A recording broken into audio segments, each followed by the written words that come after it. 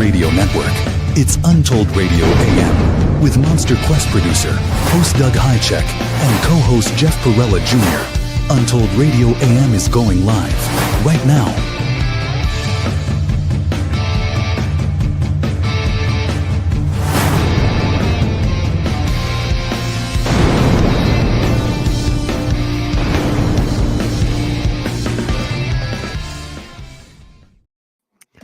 Hello, everyone. Hey, how are you? Nope, still not right. What's going on? What are you doing?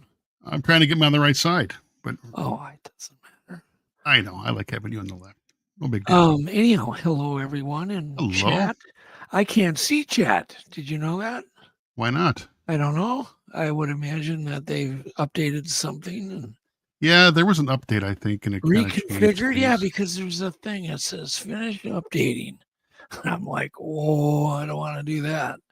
Well, I might reboot. We got wrong one here. We got to thank Jennifer. Thank you so much for that.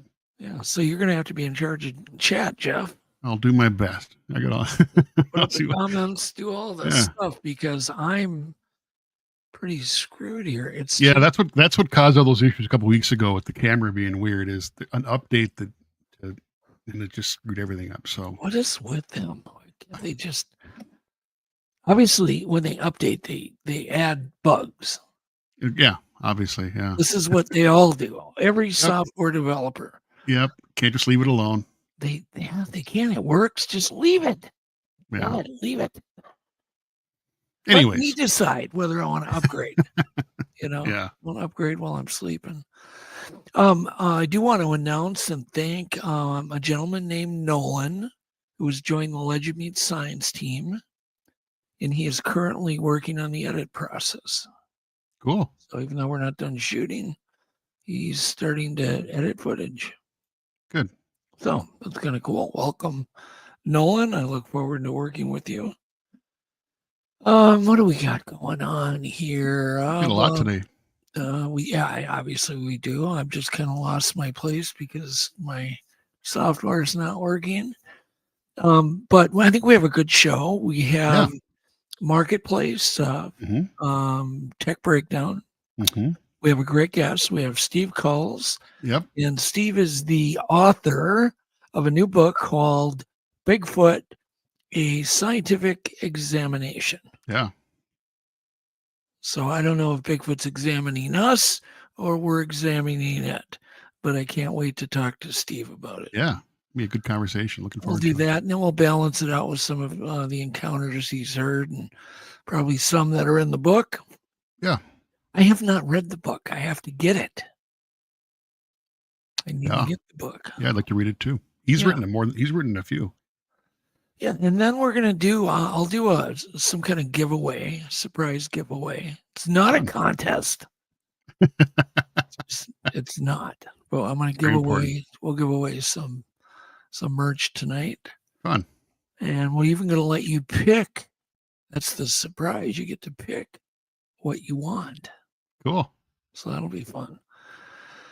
So anyhow, we'll get comfortable, grab the coffee or the hot chocolate or the beer or whatever you want to drink, a blanket, get in a comfy chair, turn the lights down, and let's get this damn beast here underway.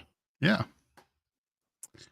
So first up is news, right? Yeah, let's do some news. Untold Radio news that can be a bit weird is right now.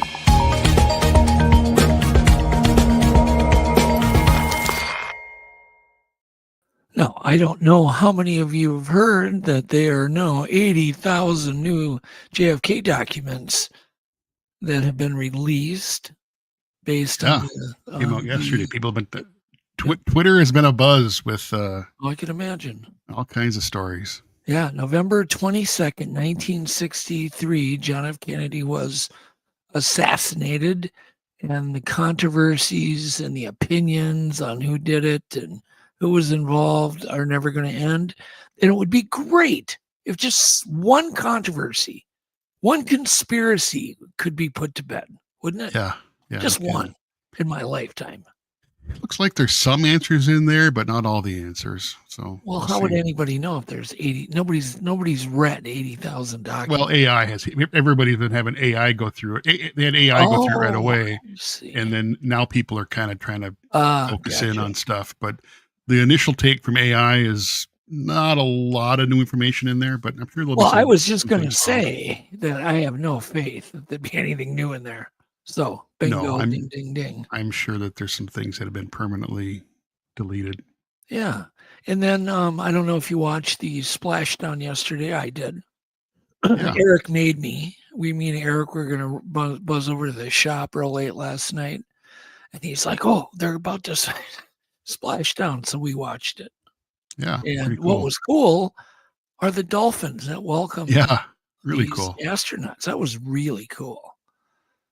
I mean, that's, if you can imagine being stuck in space for 9 months. Ugh. Imagine the shock to your body of feeling gravity for the first time in 9 months. Yeah, Good Lord. Couldn't imagine it. No. But it was cool. It was a whole pod, and they were just swimming around, splashing to get quite close to the capsule. And so, welcome back, Suni Williams and Butch Wilmore, back to Earth. And what a great Earth we are on. Yeah, beautiful place. We really are. I mean, there's no other. There just can't be any other planets near us like this. It's just so amazing. The Goldilocks zone, they call it. There's just everything is just right. And the more you dig, the deeper you dig, the more amazing it is. Just how we are in the right zone on everything. I think we're beyond perfect. Yeah, even the moon. Like if the moon wasn't there, for instance, we'd be in the Goldilocks zone. Our oceans could not be as full of life because of the moon.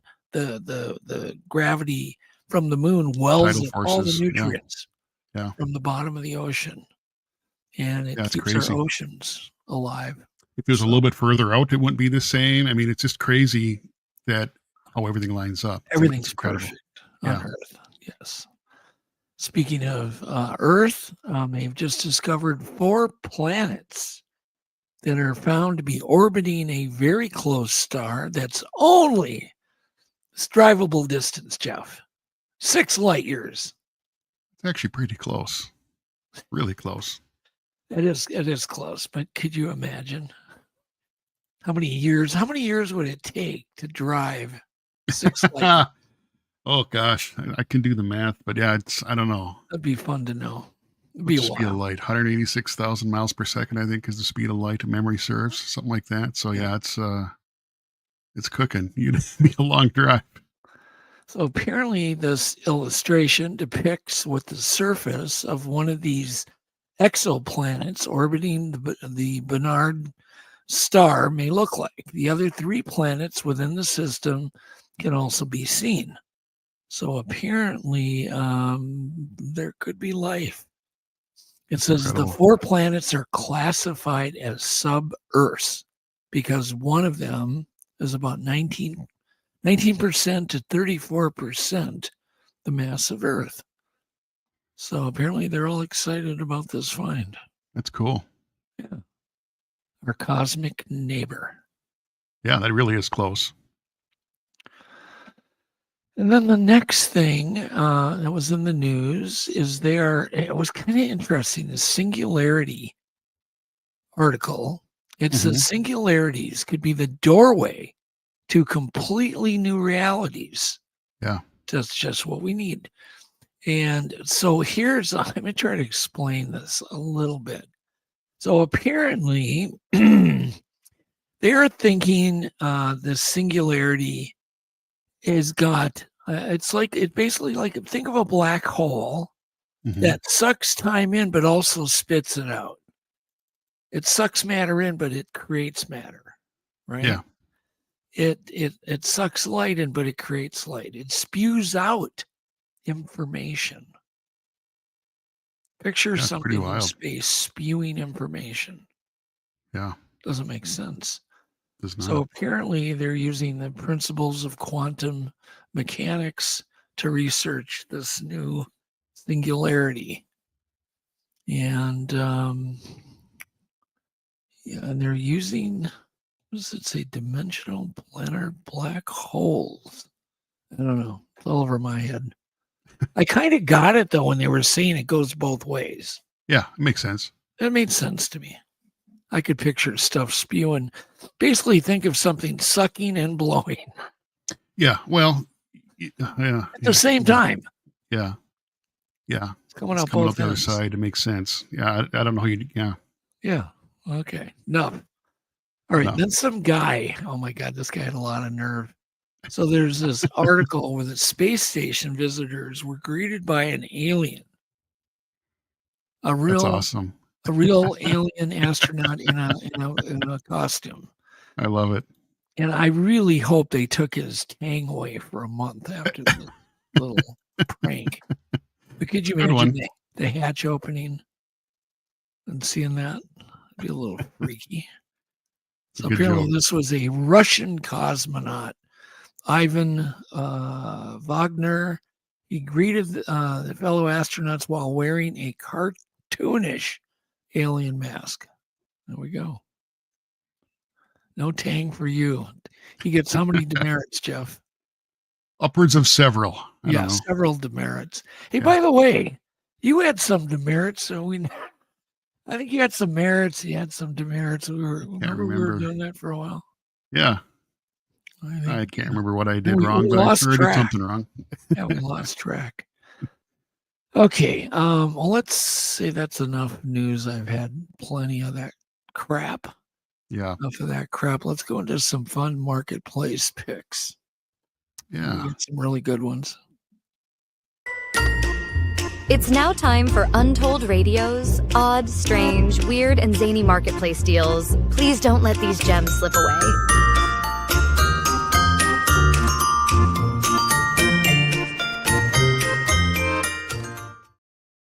I look like me with a magnifying glass. Okay. So I want people to guess. Now, here's where the problem is. I should probably try to let me just hop out of the program, hop right Okay. back and see if my chat starts working. Okay. Let me just try that. So it'll just be you for Sure. one. I'm not going to reboot my computer, so it should only take a second. Stand by. And everybody can look at me for a while. Lucky. Yes, you can get into number one. The first one there. All right. Yeah. All right. So the first one is pretty fun. Let's pop that up here. So hopefully you guys recognize that. It's a replica of the National Lampoon's Vacation. What's that thing called? Somebody in chat remind me what that thing was called. The Wagon Queen Family Truckster. I just remembered. So has anybody got to guess what that they're asking for that? There's Doug again. Yep. And by the way, it didn't work. Didn't work. That's okay. I can No, look. it's weird. It just doesn't show me any chat. So Eric guessed 9. You're way low. 9,000? He's low. Yeah. Isn't that just, I mean, in real life, that would be worth very little, I would think. Yeah, I don't know really.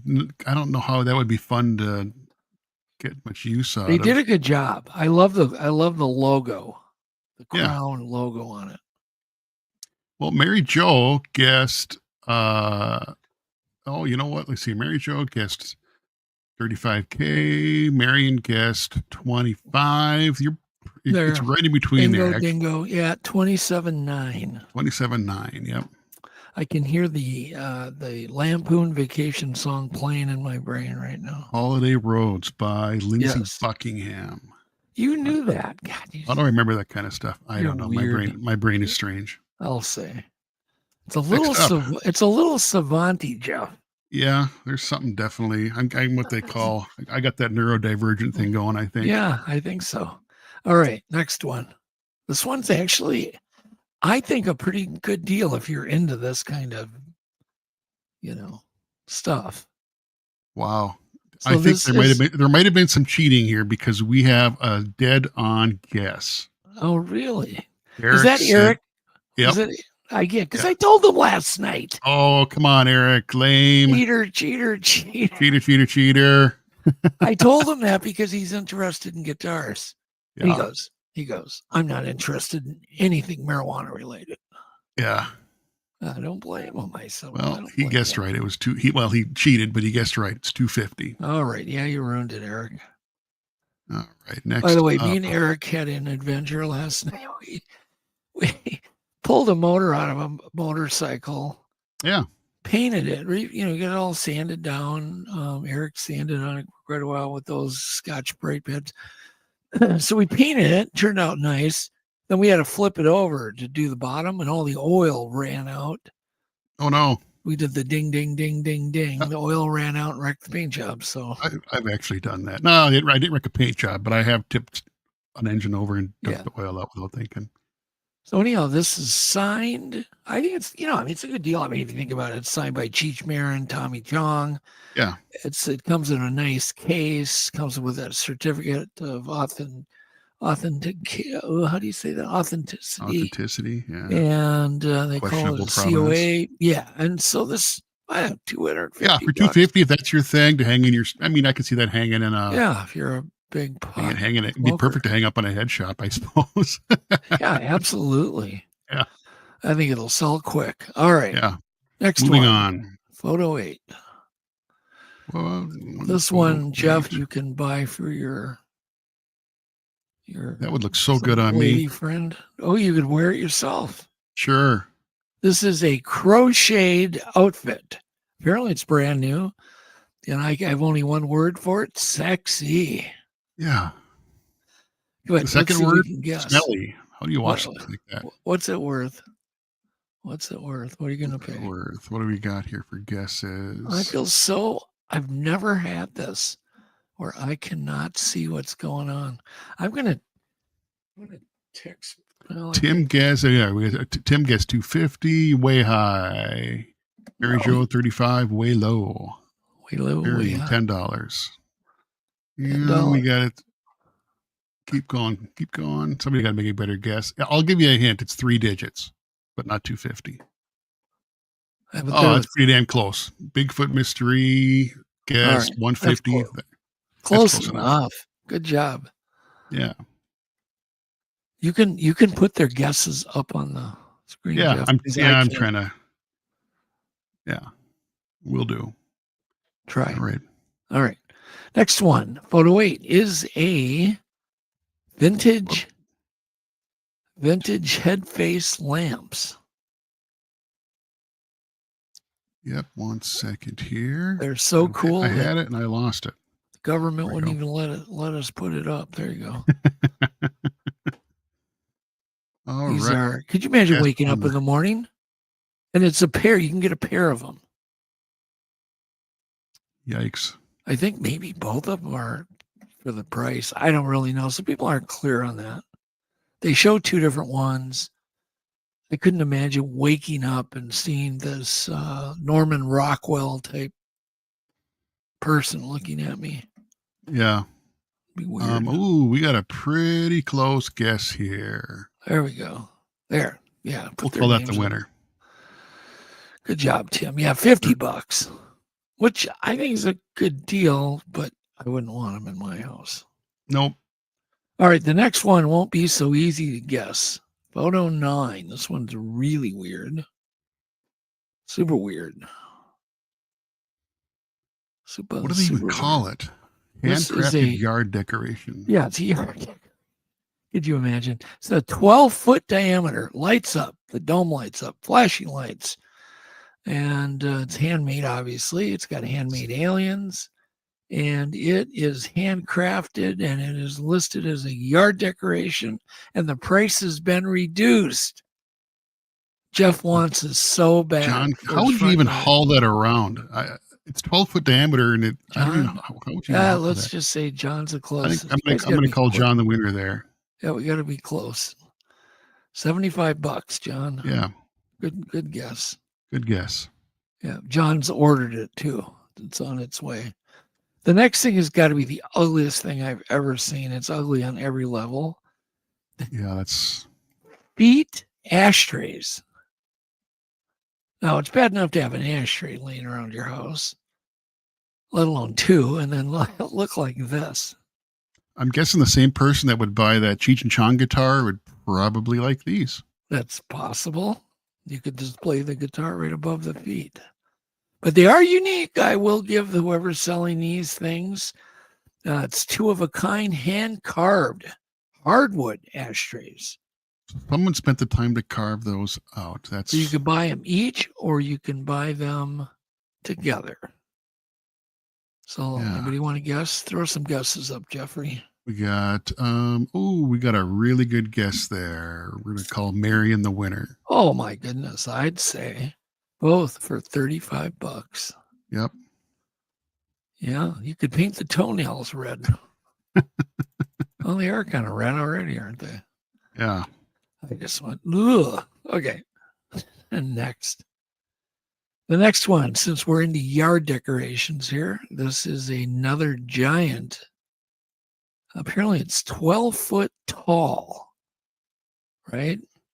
Metal sculpture of a hybrid robotic organic dark troll. It's got over 2,000 cut and welded pieces. And apparently it's probably pretty damn heavy. Let's see here if there's a weight. Oh, yeah, it weighs 1,000 pounds. So everyone's guess is really, really, really low. Well, throw them up. Just throw a bunch of them up quick. Bing, bing, bing, bing, bing. That's the highest guess, and it's not even close. Not we're going even in the right close. direction, though. Mary Jo, we're going in Don't the right give direction. them hints, Jeff. Huh? Don't give them hints. Okay. They don't Sorry. deserve any hints. All right. And There. All right, we're giving it the flat rockland. yeah, It's $8,000. He's saying 10. That's 8,000. pretty close. That's You gotta really want that yard decoration. I don't know what you would do with it, but sure, why not? Well, you just stand it up and hope it doesn't tip over and kill somebody. Yeah, That's interesting. it is. Look, I mean, somebody put a lot of work into that. Yeah, if I had a amusement park or something, it'd be kind of fun to buy it. All right, next, photo 12. This is a miniature Holiday Inn garage lobby, and I guess it's a play school play set that they built this. And I was wondering if they had little statues, little wooden prostitutes For that you extra could put around. detail? For extra Yeah. detail? No, Maybe- you don't maybe think so? All right, let's get probably some not. guesses here. Anybody got a good guess here? Nope. Sly Fox, 28. You could get some hookers dolls and put them around. right. It'd be quite Eric, a we got- conversation piece. Nick, 20. Eric, 45. Tim, 75. Come on, people. John is a little bit off with that big guess. Bad 1,500, guess, I don't think John. so. I think, boy, this is a pretty good one here. You're gonna call that the Pretty winner? good. All right, Mary Jo. Yeah, you got it. Oh, uh-oh. What? We have a winner right there. You probably looked it up. Did you Well, cheat? Tell that is us the tell us the truth in chat if you cheated. But yes, that's dead on. It's 175. Yep. Hooker dolls are not included. Vibrating bed is extra. Yes, that's Howard Johnson. The magic fingers. You're thinking of Howard Johnson. Was that a Howard Johnson thing? Yes. Oh, yes. Okay. Well, clean. I remember I was no driving cheating. to Florida one time, and they had the Howard Johnson signs, and a lot of them had the magic finger beds. Yeah. And I'm thinking, what?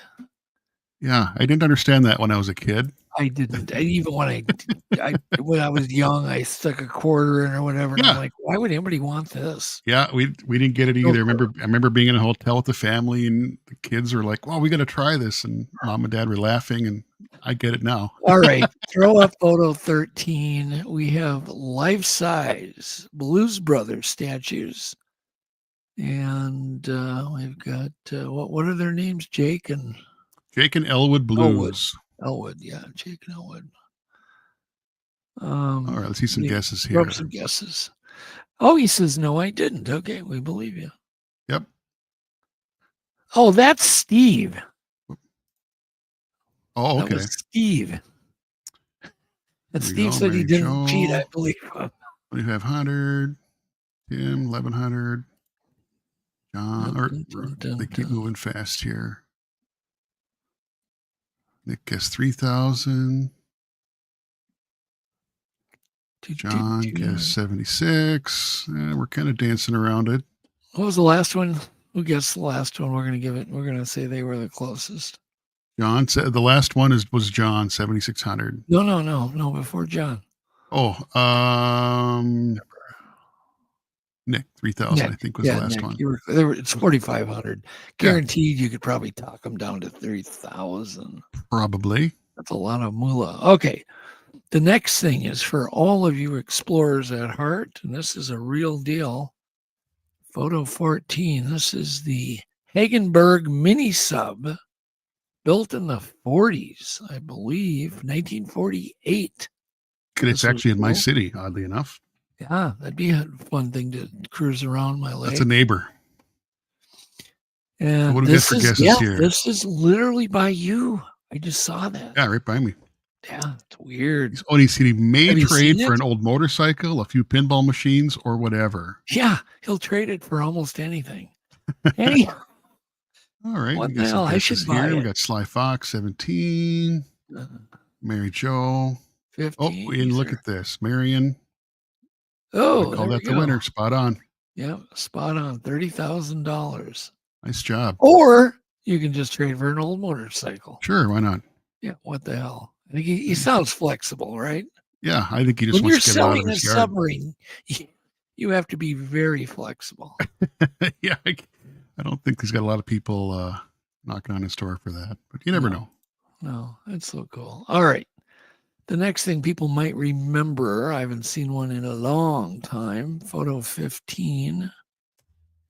This is the Ron Popeil pocket fisherman. Oh, yeah. I think everybody of a certain age is going to remember that. Yes. And Ron used to do a lot of his marketing at the Powerhouse. And I've helped edit these commercials for the Popeil Corporation. You know, he's a smart guy. Minneapolis here. He made a career out of that kind of stuff. So this is the vintage 1970s pocket fisherman. Anybody want to guess? Eric is 20. Marion 15. Mary Jo 25. Tim. I think we can call Tim the winner. That's pretty close. Yeah, Tim, and what was the last one? Mary Jo.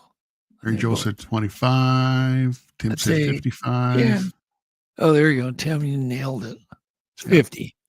$50. Yeah, that's pretty good.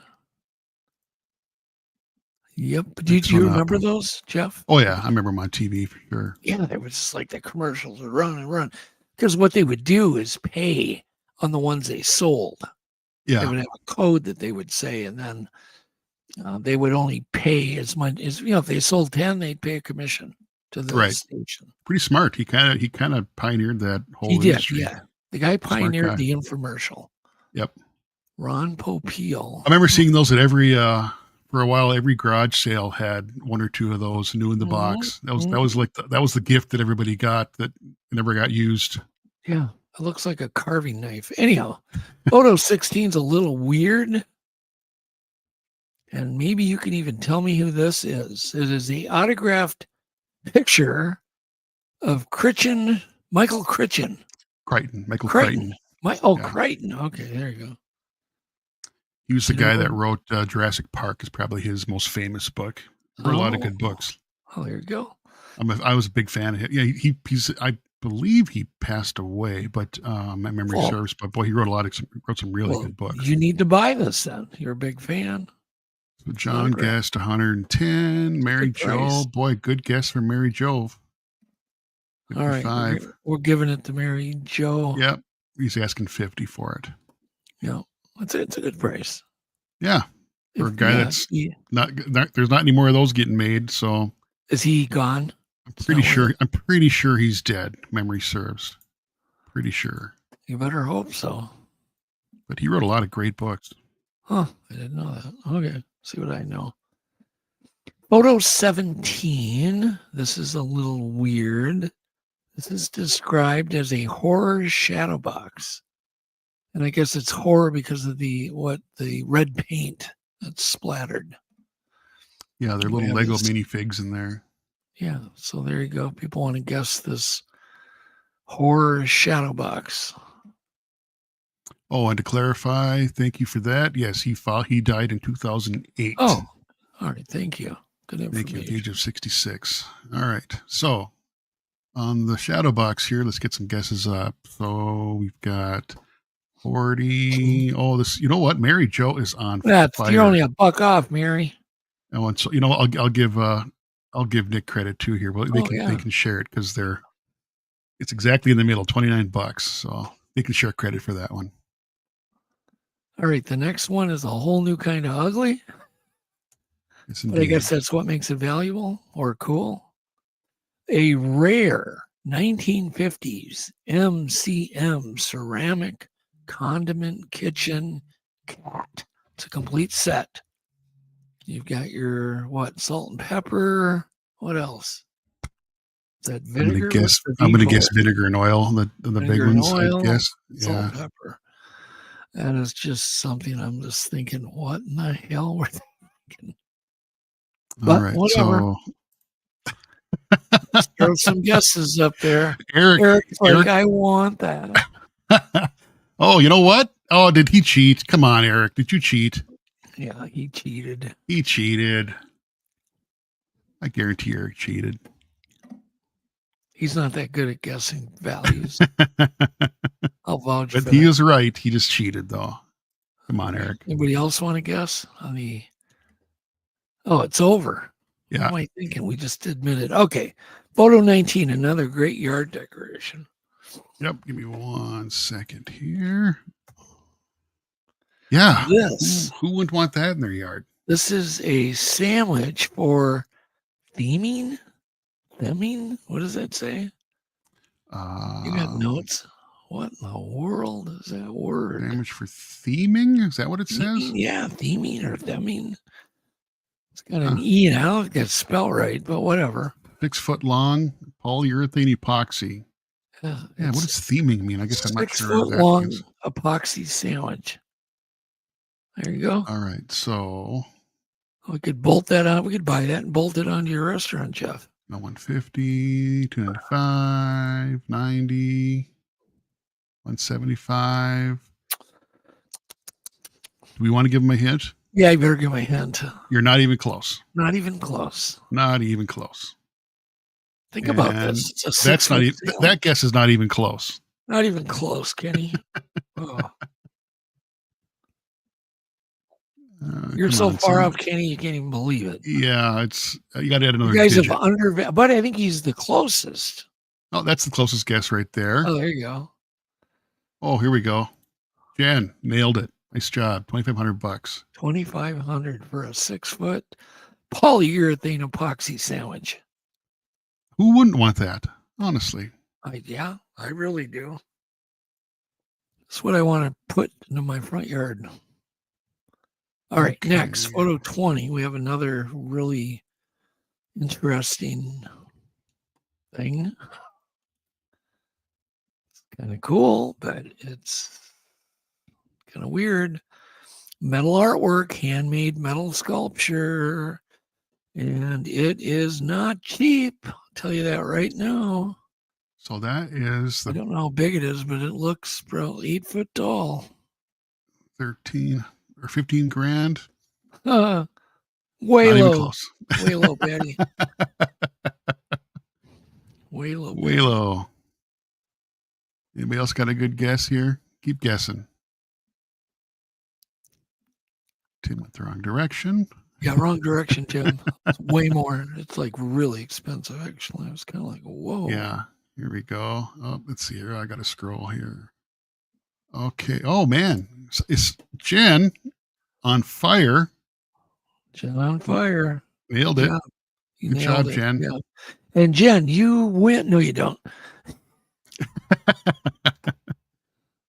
All right. What do we got next here? All right. The next one, I am actually going to, whoever gets the closest on this one, I'll give no hints. I will let you go into the Hangar One store and pick out whatever the hell you want. One thing. And we All will right. ship it to you for free. Let's see some guesses here. So you can go to Hanger One, hang on, www.hanger1, and that's numeral 1, publishing.com. And then whoever wins this guess, no cheating. So it is a one-of-a-kind industrial contemporary cocktail table. We're going to have a cutoff here. Jeff, can you time 1 minute? Whoever gets the best in 1 minute. Here we go. So one of a kind industrial, what? I'm not even going to say. Yeah. Because then you can look it up and cheat. It's one of a kind. It's industrial. How much? Come on, Jeff, throw some guesses up there. Sorry, I'll get a timer set. So I'm guessing we got about 30 seconds here. All right. So we've got 50, 61, 120, 79, 12,000. Yeah. I think that one, the first one you put up was the 800, 475. Well, we got 5 seconds. We're going to let a few more go. All right. Well, you say when. Keep putting them up. Nobody else's guess. That's go the last to the guess first right one. there. The first guess. 275, 275. All right. So somebody was call it? Almost dead nuts. Someone was pretty close here. Here we go. Well, scroll through them now. There we go. Yeah, that was it. Yep. Germac. It is 1,500. Good job. So please email me, Jeff P. at untoldradioam.com, and we'll connect and figure out how to get you whatever you pick off the website. Just pick something off the Hanger One. Give us the stock number, the name, and we will ship it out. No charge to you. Yep. Just email me, please. Address. Congratulations. It is, it says one of a kind industrial contemporary cocktail table. And I'm confused as heck, but whatever. I'm just like, okay. Moving on. Photo 22. This is obviously a diving helmet. Needs recertification. You're welcome. Yeah, it's fun. I love giving stuff away, even though I'm not paying for it. We didn't give anything away. There's no contest here. Not a contest. It's not a contest. It's just a surprise gift to Germany. Sure. All right, here's the first guess. We got some guesses coming in. No entries. 600, $750, $10. You're all pretty low. You're so low. We got to tell you how much it is. Who's got the closest? No, that's the closest one so far, and it's not even close. Yeah. All right, Patty, you're the closest. $7,000. Yeah. Whoa. All right. I'd rather use a plant vase or something. Jesus. All right. Next up. Right. Yeah, we have the very creepy Bozo the Clown statue that could greet you every morning in your living room. Very heavy original Bozo the Clown statue. And I grew up watching Bozo the Clown, by the way. A little before my time. I remember it, but yeah, a little before my time. It was live every morning. Bozo the Clown. And it's hand-painted. Height's about 2 feet tall. How much? Let's see here. 500, 1,800.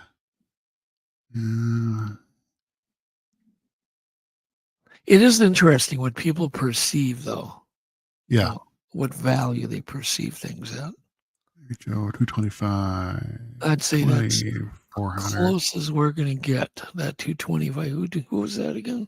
Mary Jo. Mary Jo. Good job, Mary Jo. Mary Jo knows. She knows.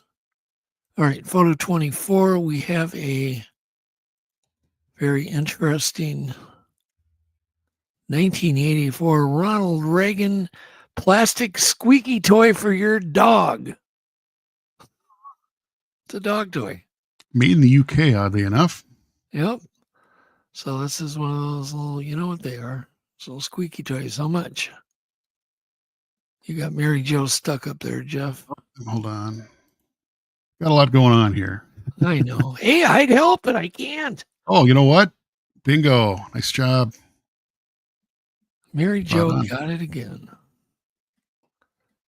And now, Yeah, that's Mary $50. Jo, you are free to buy this. You are It's a free bargain to buy at it. twice the price. Yeah. All right. Next one. Speed up here. Photo 25.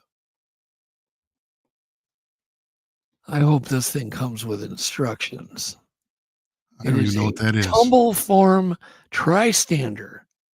And I really do hope it comes with instructions, because I'd get this and I wouldn't know what to do. Yeah. Would you? It looks like a sculpture. I don't even understand what it is. It looks like a torture machine. Some kind of exercise equipment. I don't know. Yeah. All right. Lee 3500. 3,500. Looks pretty nice shape. That's a good guess. Flat. 250. 89. Yeah. Not even close. No.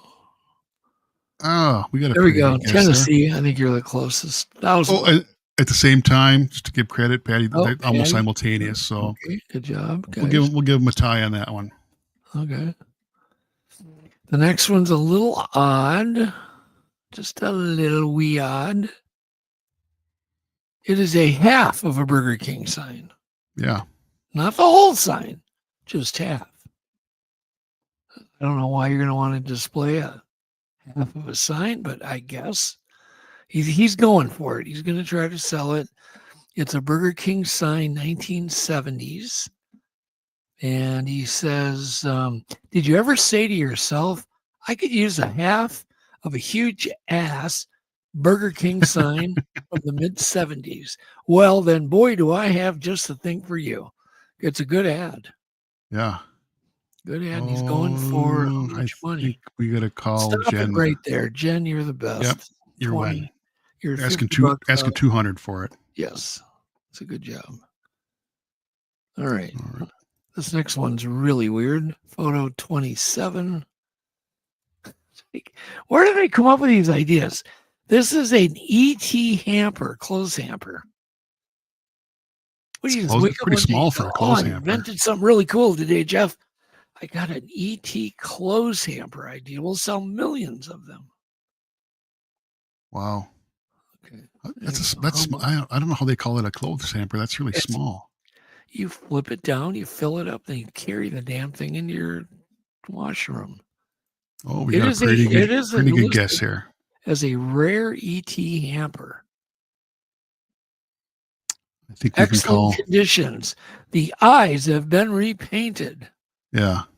They don't show the eyes though. No, that's. God knows. Okay. So how much is this? Kenny says 300 and Lee. Oh, I think we're gonna call. I think we can call Lee the winner of that. Yeah. Lee, you got it. 375. Yep. It's used and like new. You have my permission to buy this. The next This is pretty one's cool. Really, oh yeah, real cool. I mean, that was in that Dragon. Game of Thrones. Game of Thrones, but it was also in the Dragon one. Yeah. Sequel. I never saw this. I never saw the sequel. Oh, you haven't? Oh, okay. Anyhow, Game of Thrones, Iron Throne. Here we go, people. And it says it's homemade and it's actually soft and comfy. Oh, yeah. I should have that for my podcast chair. Yeah. What do you think, Jeff? Nick, yeah, you look good on that. Oh, hell yeah. Nick guessed 2,000. Put a oversized crown on. Very chill. Covers my eyes. I think we got a winner right there. That's pretty close. Say, man, you can't get any. Never mind. Patty nailed it. Patty, $2,500. geez, you Nice guys job, are all Patty. nailing it. All right. There we go. Next Sold to Patty for $2,500. Just kidding. Photo 29. What in the hell is this thing? It is called a desing wrench. So you can fix your desing. What is a DC, Mr. Savant? I can't figure out. It's a weird one. I'm not sure. What? I'm not sure how that one works. I wonder if I wonder if there was a Well, what wooden is the handle word that's rotted DC? out. Somebody want to look that up? What's the word DC mean? What the hell is a DC? Somebody can look some that up. guesses here. 199. 199. 55. 600. 600 for the DC Patty. 80. Tennessee 80. Yeah. Squatch Mama 24. Yeah, I'd say you got it because it's $25. Yeah, $25. We'll call that a winner. So what? I still want to know, what is a DC? No clue. I have no clue either. It looks just like a poor quality pipe wrench. Yeah, I'm going to guess that there's probably a wooden handle that's worn out. I don't know. It just doesn't seem. That just seems like a weird shape. Well, you stick your DC through the handle. All right, photo 30. Here we go. Now we're getting into some new merch here. This is a bush baked bean slippers. Just what you need. Big fan. To wear around the cabin. They look comfy. I will give them that. Just a little odd. And they're brand new, it says. Somebody didn't like them. Somebody got back. Eric's going to look that up. So they spelled it DEESING. No, it's got 2 E's in it. Yeah, I said that. Oh. Anyways, back to the big. Eric's got every tool you could imagine. So I'm surprised he doesn't. Because he always asks me for a tool I don't have. 30, 20, 17. He's always 10. asking me for a tool I don't have. Every time. Oh, you know what? Oh, look at this. We got a tie. We got a tie here. Jen nailed it, and so did Pete H. Pete. All right, Pete. Pete and Jen both got it. Pete and Jen, you guys are free to each buy a slipper. Yeah. All right, the next one's really, really, really weird. Photo 31. These are a collection of salt and pepper shakers.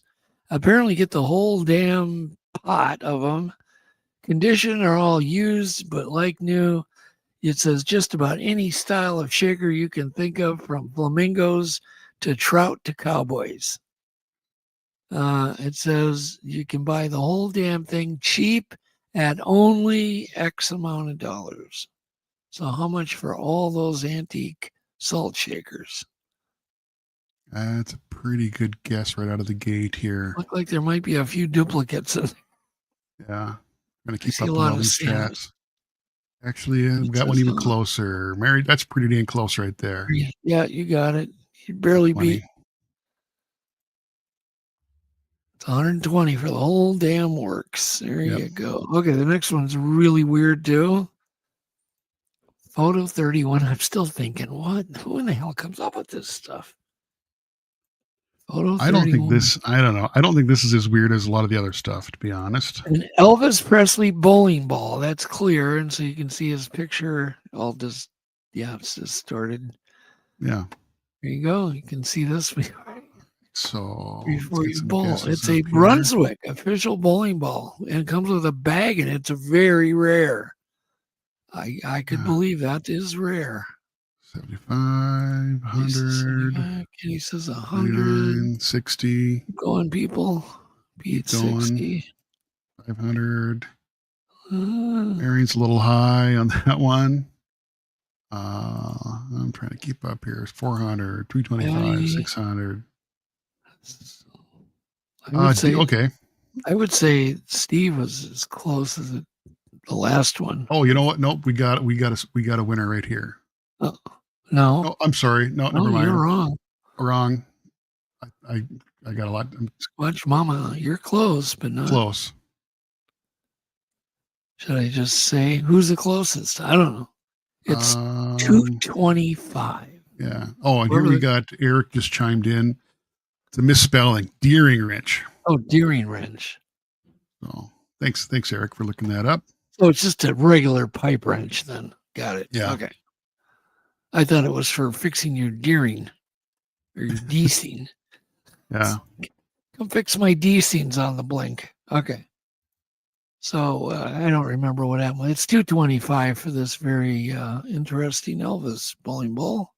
If you're an Elvis fan, you need to hop on that and get that ball. Yeah. The next one's a little interesting too. Photo 32. It is a Playboy bedroom set. Looks handmade, I guess. Yeah. Got the black door Very curtains and everything. handmade. It's best to not think of what has happened on that bed. Yes, best not to think about anything. Best not to contemplate too deeply. Too much of anything, yes. But it's apparently used. It's a good condition, and the bed is queen. And apparently it's a 6-piece. Jeff, 6 pieces. Oh, wow. How can you get all 6? Go wrong there? Queen size bed, frame, canopy curtains, mattress not included. Oh, the mattress isn't included. Comes with a vanity and a mirror and a bookshelf. Brendan says $69. It's all rearrangeable too. So who guessed? 69. Good, Brendan. You're so witty. Ding, ding, ding. I'd say Nick got it for sure. Nick, Patty, actually. It's $550. Yeah. So there you go. Pretty close. That's close. And 600. Patty and Nick, you both got it.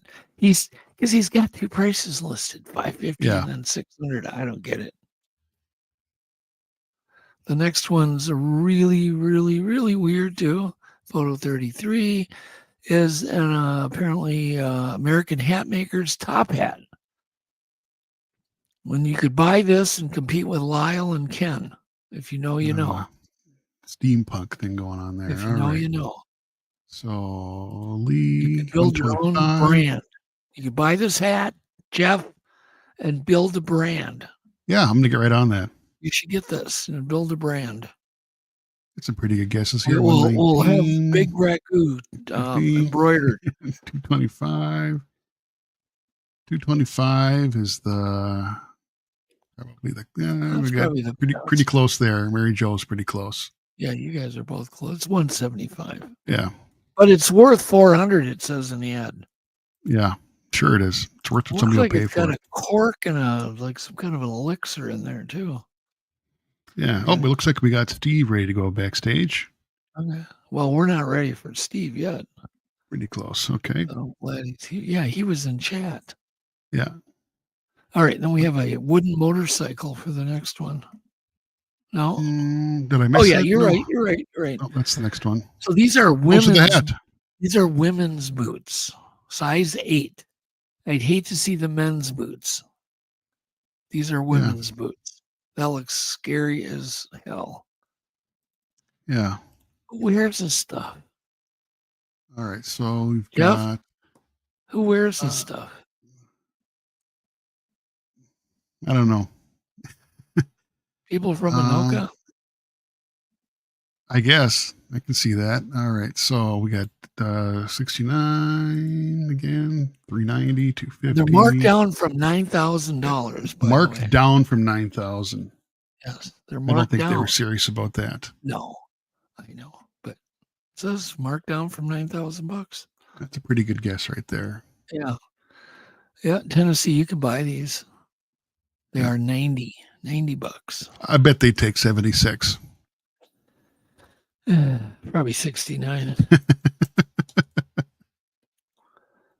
All right. Next Photo up. 35. Let's whiz through these. We've got a full-size wooden motorcycle. Yeah. For how much? How much for the wooden motorcycle? And no, it doesn't run. It's just a sculpture. It's kind of cool. Yeah. I'd rather have I'd rather just pull a real one in there, though. So Ligas 1800. Bing, you got it, man. Pretty close. 2100, yeah. Yeah, good job. pretty good guess. That's a really good guess. The next one is just kind of interesting. It's a 1950s truck. And there isn't much left. Well, it was originally that's a step van chassis. That's a step. Yeah, that was a big step van, like a big delivery van or something. Yeah. With the back cut off. I don't know. You just know, would think that something like that would have zero value, yeah, but it it's worth does. it to somebody. So we got some guesses here: 4,500, 50, 350, 350 is probably the 500. closest anybody's gonna get. $500. Yeah, And he must like old cars. He gave it the benefit of the doubt. The next one, you could take these items, Bigfoot, and keep your feet dry. These are Lily frog pets. boots. They have frog eyes on them. Yeah, And apparently they're made by Rust X Welly Pets, limited frog boots. limited edition. They're collectible. Yeah, limited. And apparently you get one black one and one green one. Not sure I get that, but whatever. So 400. Oh, there you go. There you go. There you go. Want to call that the good guess? Kenny, yeah, it's a good guess. Good job. $300. The last one. Oompa Loompas. We have Oompa Loompa puppets. Lots of them. Yep. Oompa Loompa puppets. And apparently, these were in a play in the production of Charlie and the Chocolate Factory. Mm. And you can buy, I think, all of them, or maybe they're each. I don't know. Because it doesn't really say. It doesn't say you get all of them. And it doesn't say you only get one. So yeah, 800. Well, 800. I think she got it first. That's a pretty good guesses These here. are Yeah, all pretty good close. guesses. Yeah, 800. So if you got $800, $900, you can buy this whole damn works of Oompa Loompas. Yeah. There you go. Word of the week. Word of the week. Ready for that? Okay, can you change screens here? One second. It's needed. This word is needed bad. Yeah, it's a good one. Ready? Yes. The untold word of the week is autoclutterist, a brand new word to basically describe a car slot. Are you one?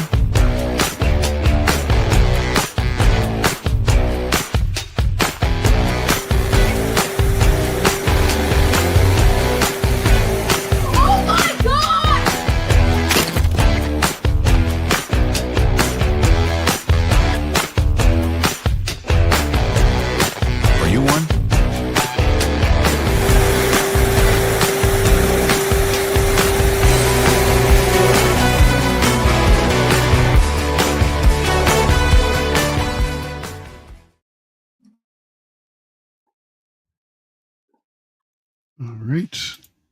Oh, you're muted. You're muted, Doug. Public service message. You like that? Yeah, that's a good word. Autoclutterist. That's a fancy name for a car slob. Yeah, I think we came up with that when we were driving down to Davenport. Yeah. Okay. And I have been one lately, I know.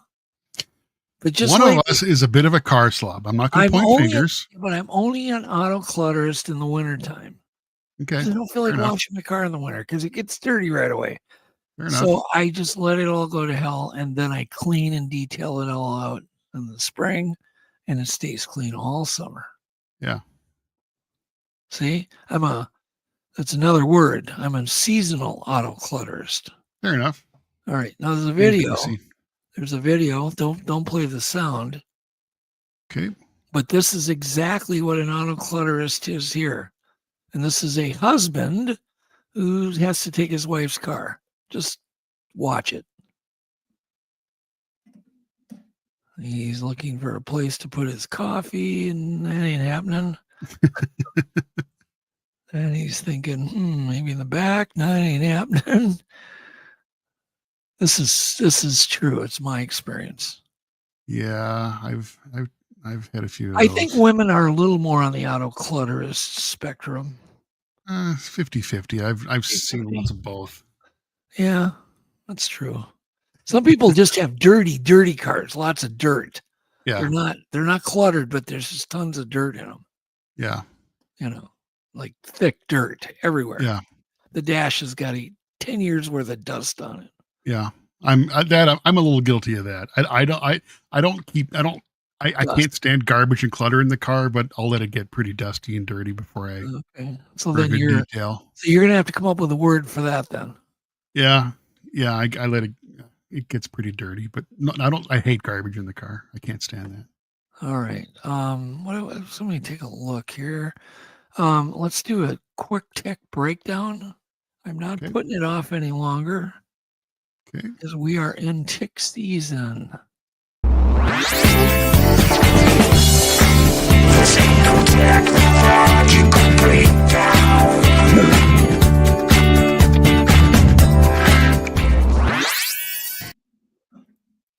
All right, permethrin.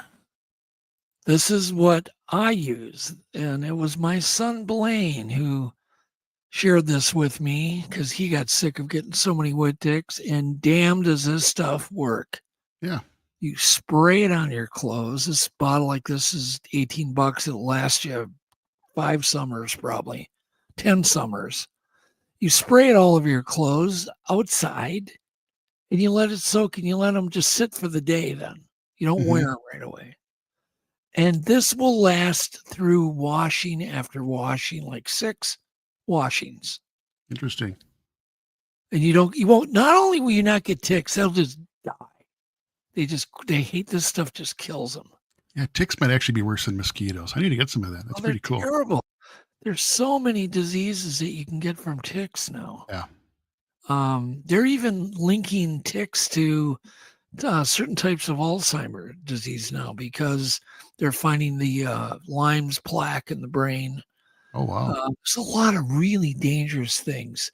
Yeah. And the CDC, I'm sorry, has done a terrible job with identifying Lyme's disease on these tests because they used one tick they collected in 1991 to develop the test, one strain of Lyme's, and there's like hundreds of strains now of Lyme's. And so most of these Lyme's tests people take come out negative. And it's a spirochete bacteria that burrows into your nerve cells. It can even hide from antibiotics. It's hard to get rid of Lyme's disease, and there's various forms, and it's not good. But there's also West Nile, there's Zika, there's all sorts of crap you can get it. And this one, any bloodborne disease can be transmitted, I would think. So I highly recommend it because it works. I don't know. Test it on a small patch of something to make sure you're not allergic to it. That would be not good. But generally, it's been around for quite a long time. Most guys don't use it. I never heard of it. You told me about it a while ago. I had never heard of it before. Yeah, most guys don't use this, but this is really, you're talking about you can actually go in thick and tick infested woods and grass, and you come out and you don't have one wood tick on you. Not one. Yeah, I got to get some of that. You can wash your clothes, and then if you want to take a camping trip, this is the way to go, or an expedition, or if you're just going to be out scouting around in the woods. Just, you got to remember the day before you leave, though. Yeah. To spray, and you can spray a little on the inside and the outside. Yeah. I think what Blaine does, he does a little different. He sprays the crap a little more indirectly on the clothes in a bag, like a garbage bag, and then lets it sit. Oh, sure. Fumes and stuff to get all over. So that makes sense. Yeah. So there you go. But I'd love to hear back from you guys. Try it out and see how it works for you. Yeah. The ticks are not good. I really have to stress the danger of ticks. And spraying DEET all over your skin is not good. That oil-based DEET crap. Lee just ordered it. It can't be good for you. So there you go. That's the tick breakdown. It's not much. Follow the instructions. Brendan said he's used it, likes it. Oh, good. Pretty cool. Yeah, it's very cool. Let's get into the clips and we'll bring Steve on. Okay. We'll speed through these. All right, 1 second here.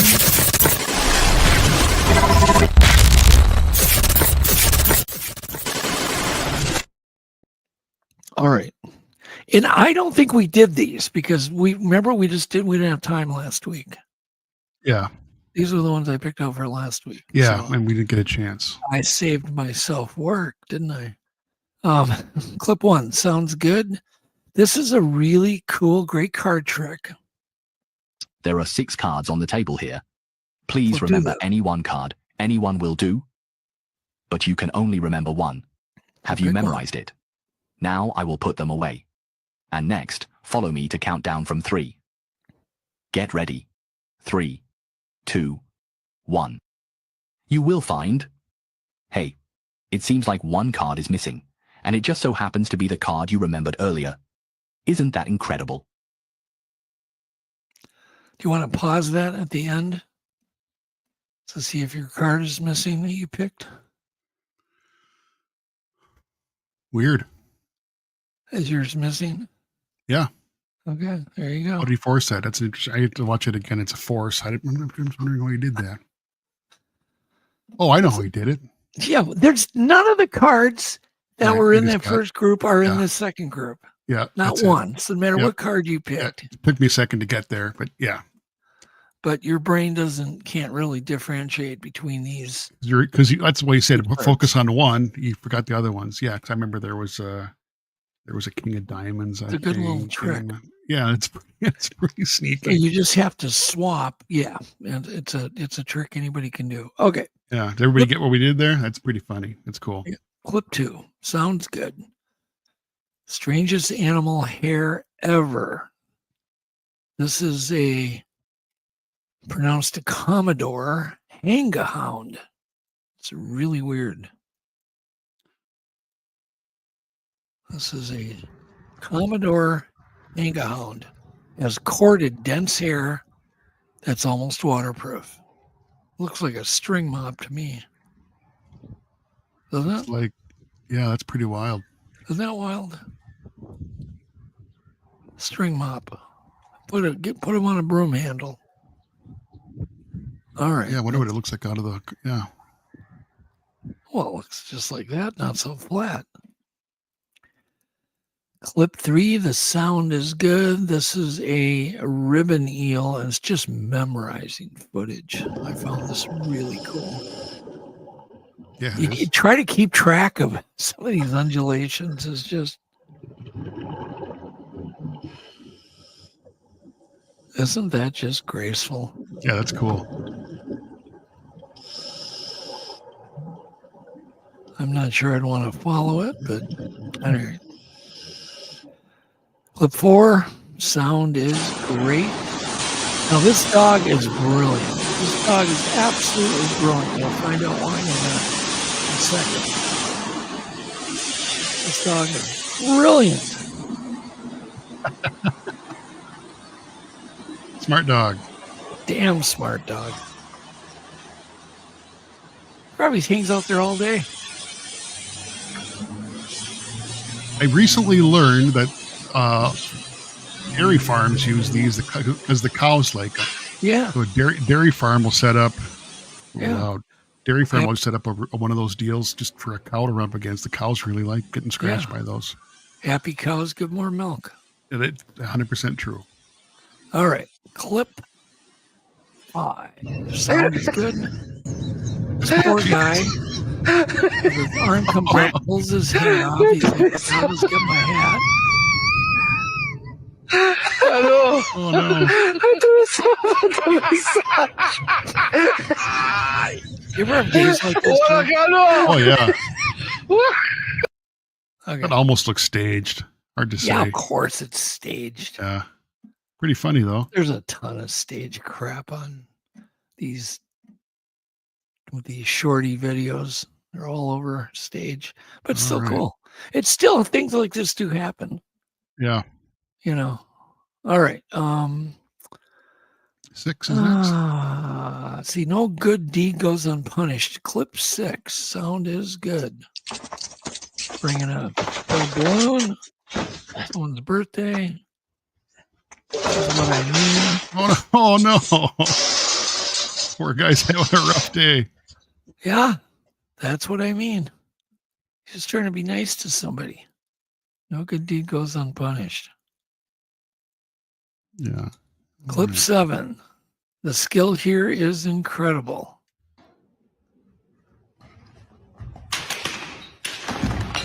Look at that. That's impressive. That's how I get out of bed in the morning. Yeah, I'm sure. Exactly how I get out of bed. Hell, I sneeze and I throw my back out. Yeah. Okay. Clip 8. Sounds good. Whoop, wrong one. Hold on. You just want to keep watching that. This is Yowza. turbos. This is turbocharged turbos. That's a little Turbos overkill. on turbos on turbos on turbos with turbos. It's on a diesel truck. It's an attention getter. Jeff? I just don't understand how that would work, but Oh, why not? Turbos on my turbos. Okay. I would think it would blow the crank right out of it, but hey, what do I know? Okay. Clip 9 sounds good. And this is, if you don't know what a roadrunner is, Grab the wrong one here. Jeff's a little behind. Not too bad. Just I got a lot going on here, man. I know you do. Door outside, honey. What do you have for me? Oh, great. This bird is so cool. Hold on. Oh, some beautiful I feathers. love the energy of it. What is that? Okay, hold on. Okay, you want to fly up?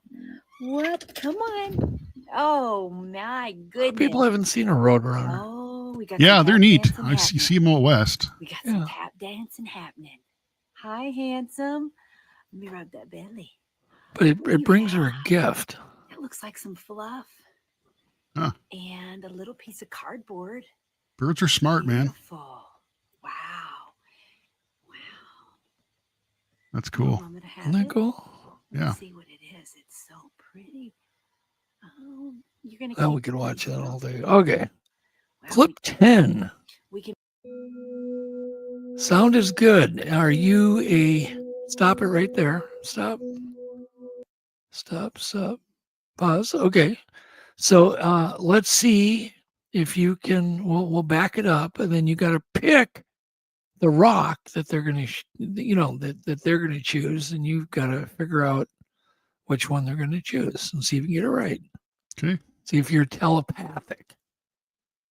So everybody got one picked. A lot of people have never tried to see if they're telepathic. So you got to pick one, back it up. I'll back it up all the way, Jeff. Give them some time and go. Pick one.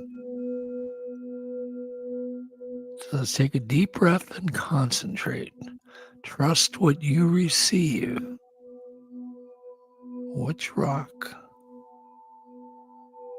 Did you get it right? Leave a comment if you did in the chat. Jeff, did you get it right? I did not. And I did this and I did get it right. Swear. I picked the right rock. So Mary Jo got it. Patrick, no. Kenny, no. Yeah, imagine Mary Jo getting it. Just imagine that. That's why she was so good on those prices. Nick picked right. Huh. It's kind of weird when you do. Yeah. Okay. All right, ready for the next one? Yes. Clip 11. It's a little bonus clip. Aliens Sounds have been good. on Earth for 80 years, according to this serious new documentary that premiered at South by Southwest. Look, I'm not a tinfoil hat kind of guy, but this story definitely caught my eye. On March 9th, a new documentary called The Age of Disclosure premiered at the South by Southwest Film Festival in Austin. And this isn't some janky, speculative History Channel schlock. Director Dan Farah interviewed 34 military, intelligence, and government officials for the film, as well as Secretary of State Marco Rubio and New York Senator Kirsten Gillibrand. According to The Guardian, the movie's revelations elicited audible gasps from the audience at South by. A number of the interviewees in the movie say they are directly aware of alien life existing on Earth right now, and that intelligent non-humans have been traveling to Earth since the 1940s to spy on our technology. Officials in the film also say that the government's withholding of this information is a serious security threat. One whistleblower, Luis Elizondo, calls it the most successful disinformation campaign in the history of the U.S. government. Jay Stratton, a former Defense Intelligence Agency official and director of the government's UAP task force, says in the movie, "I have seen with my own eyes non-human craft and non-human beings." The movie's director told Yahoo, "This is the biggest story there is. What's a bigger story than an 80-year-old cover-up of the existence of non-human intelligent life and revealing there's a secret Cold War race among nations to reverse engineer technology of non-human origin?" All right. So that's The Age of Disclosure. I highly recommend it. Yeah. Clip 12, last clip. And before we bring Steve on, this guy has been building this for 54 years. You never guess what it is.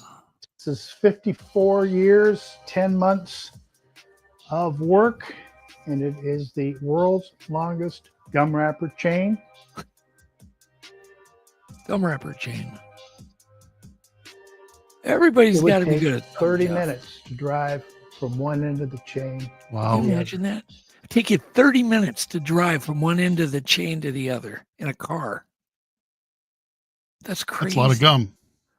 Yeah, you think? Yeah, 30 minutes. Yeah. Here you go. Steve Kulls, our special guest tonight. Steve is a friend.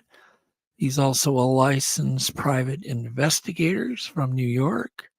He has a brand new book out called Bigfoot. Imagine that. He called it Bigfoot, a scientific examination. And I have not seen it. I'm excited to read it. He's had a lifelong passion for unraveling the mysteries surrounding Sasquatch. Steve always brings his unique perspective and extensive experience to the Sasquatch subject. He's not afraid to say it like it is. Let's see here. He says he's been captivated by the Bigfoot phenomena at a very young age and has become a dedicated researcher and investigator. He also hosts the Squatch Detective right here on YouTube. And by the way, we did do an interview with him. If you go to episode 190 and we're going to try to cover new stuff tonight. But if you want more of Steve, you can obviously check out his own channel where he's interviewing people, or go to episode 190 right here on Untold Radio AM, episode 190, right? Yep. All right. Steve, is he there? Yep, he's ready to go. Oh, let's bring him on.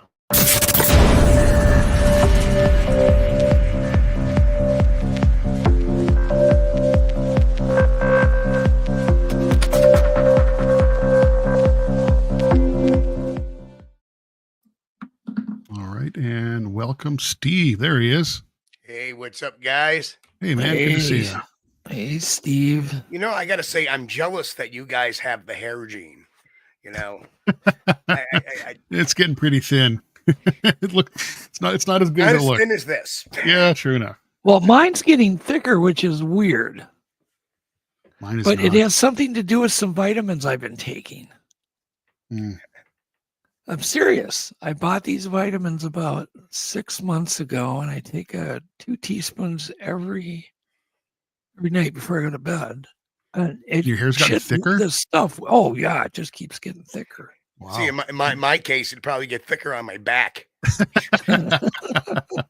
Well, we could arrange that, Steve. I'll arrange that. What's nothing wrong with a hairy back, I guess. Anyhow, let's talk about your book. Let's just dive right into this book. By the way, and I got a text from somebody that said this book is absolutely extraordinary. Excellent. So, cool. Like really good, high review. Is it extraordinary, Stephen? I don't know. I mean, what's your opinion? I'm not going to conflate my own, but when I wrote this book, it was the kind of book that I wanted as a new and upcoming researcher. Okay. What I did was I created I think there's 49 different separate scientifically written papers. They have abstracts, conclusion, case examples, case studies. And it breaks down almost every part of the mystery you can think of. Now, I'm sure there's a few that I missed because there's always does it do it on a level that's more of a high school level versus advanced college level? Yeah, I mean, I didn't alliterate it with a lot of technological, but like, yeah, you go on the Relic Hominin inquiry, and some of that stuff is like, huh, what? Oh, now I try to break it down so everybody can understand it. Very cool. Well, I mean, is this is your first book, isn't it, Steve? Or did you No. write other books? Oh no, this is actually, I'm trying to think. This is 1, 2, 3.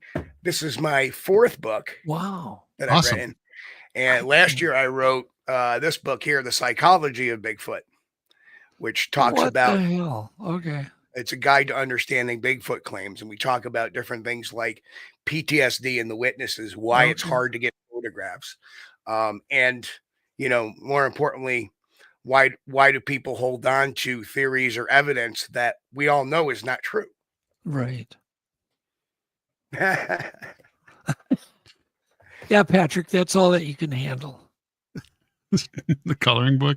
Yeah, that's all. He's the kind of guy that goes to McDonald's and says, can I get the picture menu? Yes. We're just kidding, Pat. We're just kidding. Absolutely. Anyhow, okay. Can you share some of the chapter titles? Sure. Just whatever one's your favorite. You don't have to share all of them, but Well, let's see. I have, for example, Bigfoot and tool use. It's paper on Bigfoot and tool use, comparing, with a comparative study to other primates and great apes. okay. Yep. Another one is disease susceptibility. Again, comparing that to other great apes, including ourselves. Oh, yeah. What is the verdict on that? Like gorillas, because they get all these tourists that visit these gorillas, and yeah, they're not touching them, but they're in pretty close proximity. Are the gorillas pretty resistant to? They are pretty resistant. What they but they can catch the flu. So there's certain common colds and viruses like that can affect them. Oh wow. So, but and that's just I have one section that's just biological and psychological papers, and some of the papers are like Bigfoot and aggression. There's a paper on Bigfoot and aggression. Okay. Then I have a section called social science papers, and I talk about historical origins of Bigfoot in North America, or the failure of mainstream science to investigate this. Then I have some case studies in it as well, like the Dr. Fahrenbach statistical report, or the Ray Wallace, the case study. And we talk about how those claims got conflated. And then I have another section. The final section's furthering research. And, it talks about sound strategies, locating the species, evidence collection, a DNA guide, track casting, and also something that I'm really getting into.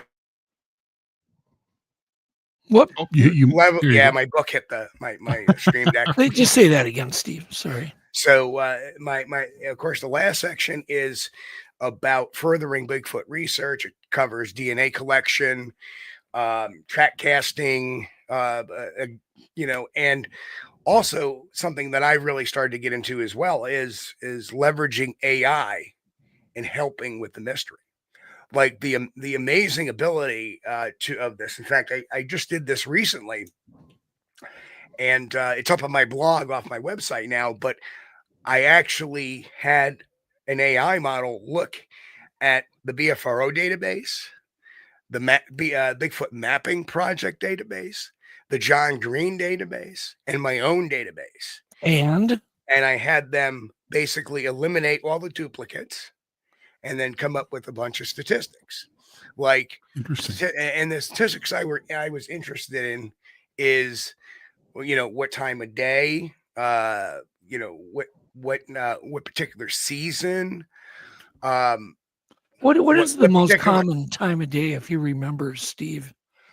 Evening, if I remember right. It was like pre-dark, or yeah, right around dusk. Oh, dusk. Okay, that's interesting. 4 to 6 That's o'clock. when I had. Right. That's when I had my last really good sighting. That was where you could, the sun was up, still it was going down, but it was up, and Yvette was with me, and we got to watch a creature plowing through these small alders, so we could see, most of the creature. Yeah. There is the funny thing is we talked a lot of times about Bigfoot probably being nocturnal because it has that eye shine, which is Right. indicative of the tapetum lucidum. But it's almost like they're like bobcats. Bobcats are not nocturnal. They're what they call, I believe I'm getting this right, it's crepuscular. And what Right. that means is they're from dusk to dawn rangers. That's why you see them in the mornings. That's why you see them in Yeah. the early evenings. So that could be very similar to a Sasquatch. Maybe it's not a true nocturnal, but it kind of falls in that crepuscular range. Yeah. So that's always something to keep in mind. But the biggest thing that indicates that a Sasquatch has adapted for nocturnalness is the tapetum lucidum. So yeah, and I've always felt that their eyes are probably their biggest. I don't think their scent is because they No. just have our kind of a nose. They don't have the olfactory areas. Right. They That's don't have covered in the book smell. too. Yeah. I have a chapter on that. But that's just And- common sense. yeah. But they have big. They're reported with pretty good size eyes. And The other thing that I find really fascinating is their ears. They have lack of lobes, right? A lot of times there's, nobody ever sees earlobes on them. So what do I didn't, earlobes? Steve. You would think I would know that, but I didn't. Well, I didn't either. So my point on that is what do earlobes actually do? They are, if you notice, they're like radar dishes. That's why we tend to look at people when they're talking. Our hearing is best. They're used in concert with our eyes. Mhm. Right?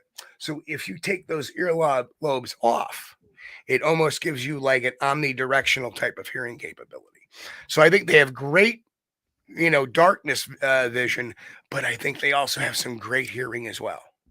Do you think they turn their body then to almost like more of a parabolic-y kind of thing, or directional? I would have no idea, but honestly, but I do think they're hearing.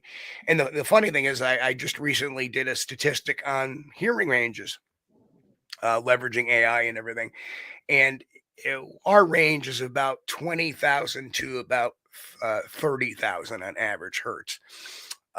It postulated that we lost Doug. We postulated that the Bigfoot's hearing is between 10,000 to 40,000, which is a little subsonic and also Yeah. infrasonic.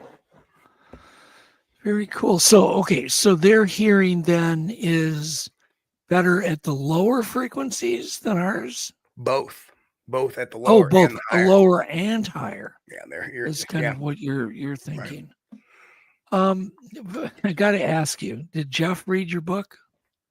I don't know. I did send him a copy. Well, you're going to have to question him because, we should really, I should try to collaborate with you because we're just getting to the point where we're going to start writing Legend Meets Science.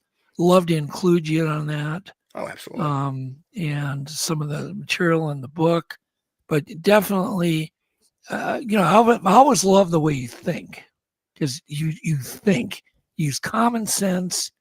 I know you do a lot of field work.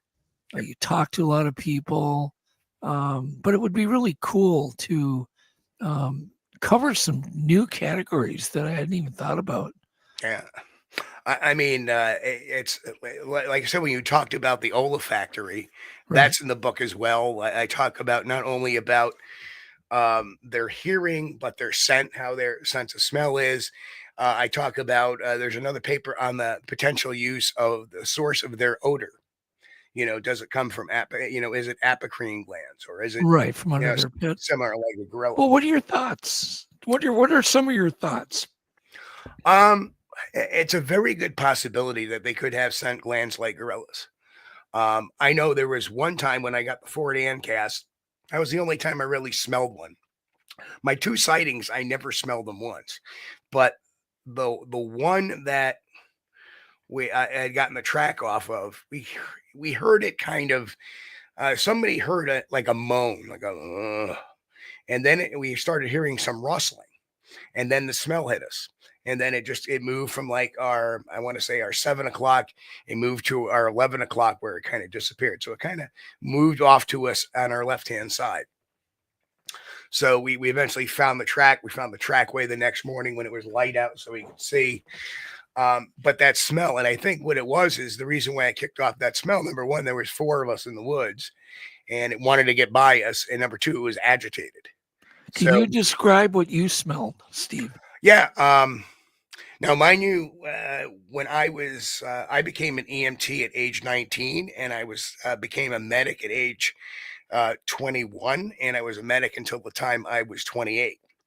And what I smelled was worse than a decomposing body that's been sitting around in 2 weeks. Okay. Yep. It was just, it smelled like death, skunk, musk, wet dog, garbage, all rolled up into one. Yeah, but the most repulsive was the rotting flesh part of it. I think the whole thing was just repulsive. It was and the minute it hit, and it's just, to me, it's so amazing because you always hear about it. And until you actually experience, here we are in this area, which is very rich and not only, very, like you said, scary Bigfoot stories. There's a couple that come to mind. Yep. And here we are doing some calls, hitting a tree. And mind you, this is 2000, I want to say 6. And all of a sudden we start hearing something moving and boom, you get hit with that smell. And it's like, oh my God. Okay. So here's what I want to clarify to people. And I'm sure you're going to agree. There was no smell. Then there was some Bigfoot activity. Then there was smell. Correct? So it wasn't rotting raccoon. No. The smell was absent. We were there for a good half hour. Absent in a cave. When you start hearing the movement, boom, it hits. When the movement leaves, the smell goes with it. Exactly. Right. That's what happened to me. And it was associated with chest beating. Very loud. I could feel it in my body, and then the smell hit, and then when the chest beating quit, it apparently left, and the smell went away, back to beautiful fresh air again. So that's where you can't be dead and rotting and walk around in the woods. No, it's common freaking sense. No, it's unbelievable. So okay, well I'm glad I named that stuff because there's no name for it. I just called it Sasquatch putrescine, which is the chemical that rotting bodies give off, is putrescine. And there really is no vernacular to describe this stink. But man, it is real. And I had another experience where we had rode horses through an area. We were doing Bigfoot stuff and rode horses. Everything was perfect. No smell, nothing. We came back. And now there's a coyote that had its back broken, laying in the trail where we had gone through once before. And now there's a paralyzed coyote in the trail. Huh. That is still alive, Steve. And it's been pulled or its spine had been severed. And it can't move, but it can blink. It's like awake, no blood, but you could see what looked like big handprints on the coyote right in the middle of its back. And I went, and then the stink, of course, we rode through the stink, and all that stink just went away then again. But that smell is, oh my God. I mean, you have to cover your face. I saw the question about the sweet smells. And as far as I know, that's only with the diabetic Sasquatches. No, I don't know. That's cute, Steve. No, I've never. Okay, well, David, why don't you type in the comments and then we'll put it up. What have you heard about sweet smelling? I've never heard that before. That's new. David always comes up with new stuff. Yeah, and then Steam had a reply. I have smelled good smells more than bad smells, but I've smelled both exactly connected to a sighting. But I've been feeling okay. That's interesting. Yeah. So apparently they can put out a good smell. That's fascinating. So what do you think? So yeah, like gorillas, they have those glands. And gorillas have been reported burnt rubber, sulfury, burnt rubber that's musky, been described. Musky, yeah. But never rotting flesh for gorillas. No. And that's the kind of or skunk. And I think that's kind of the give me to this is that maybe it's not apocrine glands, maybe it's a combination. of both hygiene, or maybe the area is not as robust with water supply, or maybe Yeah. So it's really it's like one of those things that we're not going to know for a while. Is it possible that they're like rubbing some kind of rotting carcass stink on them too? Is that a possibility? It's a possibility, but to me, it was smelled like death, but it was a little bit more intense. Like, you got to understand, I have been in places where, well, we haven't seen this woman in 2 weeks, and we come in, and here is this mummified, being, that's, obvious has decomposition going on, laying in her bed. And, the minute, they said, well, we need the medics here to verify she's dead. I opened up the door of the place. She's dead. That's all I have to do is one sniff. She's dead. Yeah. That is death. I mean, I'm not going to even try jostling this body for the sake of it falling apart. Gosh. So yeah. Nice. Well, a theory I discovered recently, a potential explanation is water, them being in water, getting their fur all wet, combining water with skin oil can ferment in that thick hair. So that's a possible explanation too, that there's fermentation going on, which would explain that. Well, once you smell one, Jeff, you probably won't think that. Yeah, maybe. I've never smelled it, but I'm just, here's something interesting that that's at least in my particular area, it rings true. A lot of people describe a Bigfoot as smelling musky at times. Not necessarily the garbage smell or that intense putrid smell, but somebody says, well, I smell kind of musky. Look at the correlation of Bigfoot sightings in near or around apple orchards. There's a ton. Lots. Yep, I agree. So if you read Chimps in the Mugambi by Dr. Jane Goodall, she habituated the chimpanzees using apples. And then she found something out very interesting, that the chimps were enjoying the rotting apples more. They would leave the fresh apples aside. They would show up and grab the rotting apples because they were fermenting, and it gave them a bit of a buzz. Yeah. So the chemical that breaks down the apple and ferments it in its pure form smells like musk. Really? And I'm wondering if we eat too much garlic or too many onions, we start to sweat. It smells like garlic or onions. I'm wondering if you have, in these particular instances, a Bigfoot that has had a very rich diet in apples over the last few years, especially fermented ones. I'm wondering if it's sweating out that E. coli, which smells like musk. Well, wild yeast can definitely cause that. You need yeast to ferment, and wild yeast in the air. Whoa! What are you talking about, Jeff? I'm lost. Well, you're talking about fermentation, like fermenting apples. Oh, I know. You need to have some yeast for fermentation. Oh, yeast. I thought you said yeast. Yeast. Sorry. Y-E-A-S-T. I could have sworn you said geese, and I'm thinking, what? Yeast. What am I missing? I used to make beer, so I know a lot about this. Yeast, yes, yeast. And it gets wild yeast from the air, and there are 100% wild yeast that are going to, and there's actually some beer made with it, like Belgian beers. A lot of times will have that really weird kind of funk to them. But that's funky, from wild yeast. They call it funky yeast, Steve. Well, it's called Brett. The name of the yeast is, the short version is Brett, B-R-E-T-T. I can't remember the full. But somebody in the chat might remember Brettamocytes or Bretta, something like that. But and they kind of call it like a horse sweat. Well, I'm going to share an experience that is going to throw you all off, and I have no explanation for this other than I just experimented one day. We were out in the woods, and we were with a small group of people, 4 guys.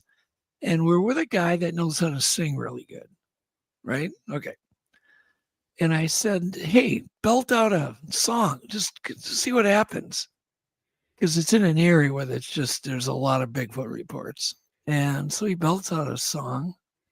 Great. And he's singing. He stops. we all get whacked with this stink the moment he stopped. So I said, oh man, everybody's like freaked out, like what the hell? So I said, okay, well, two things. One, we're going to walk somewhere else, and then we're going to have you sing again and just see what happens. So we walk a quarter mile away. I said, go ahead, sing. So he's singing. I'm just doing what I call diarrhea experimentation, okay, with Bigfoots, because I don't know what the hell. He's singing. What can it hurt? And he stops. Bam. We get hit with the stink again. We move to another spot. He does it again. Sing. Go ahead, sing. He sings, stops. Wham. We all got hit with the stink again. And it was like rotten flesh.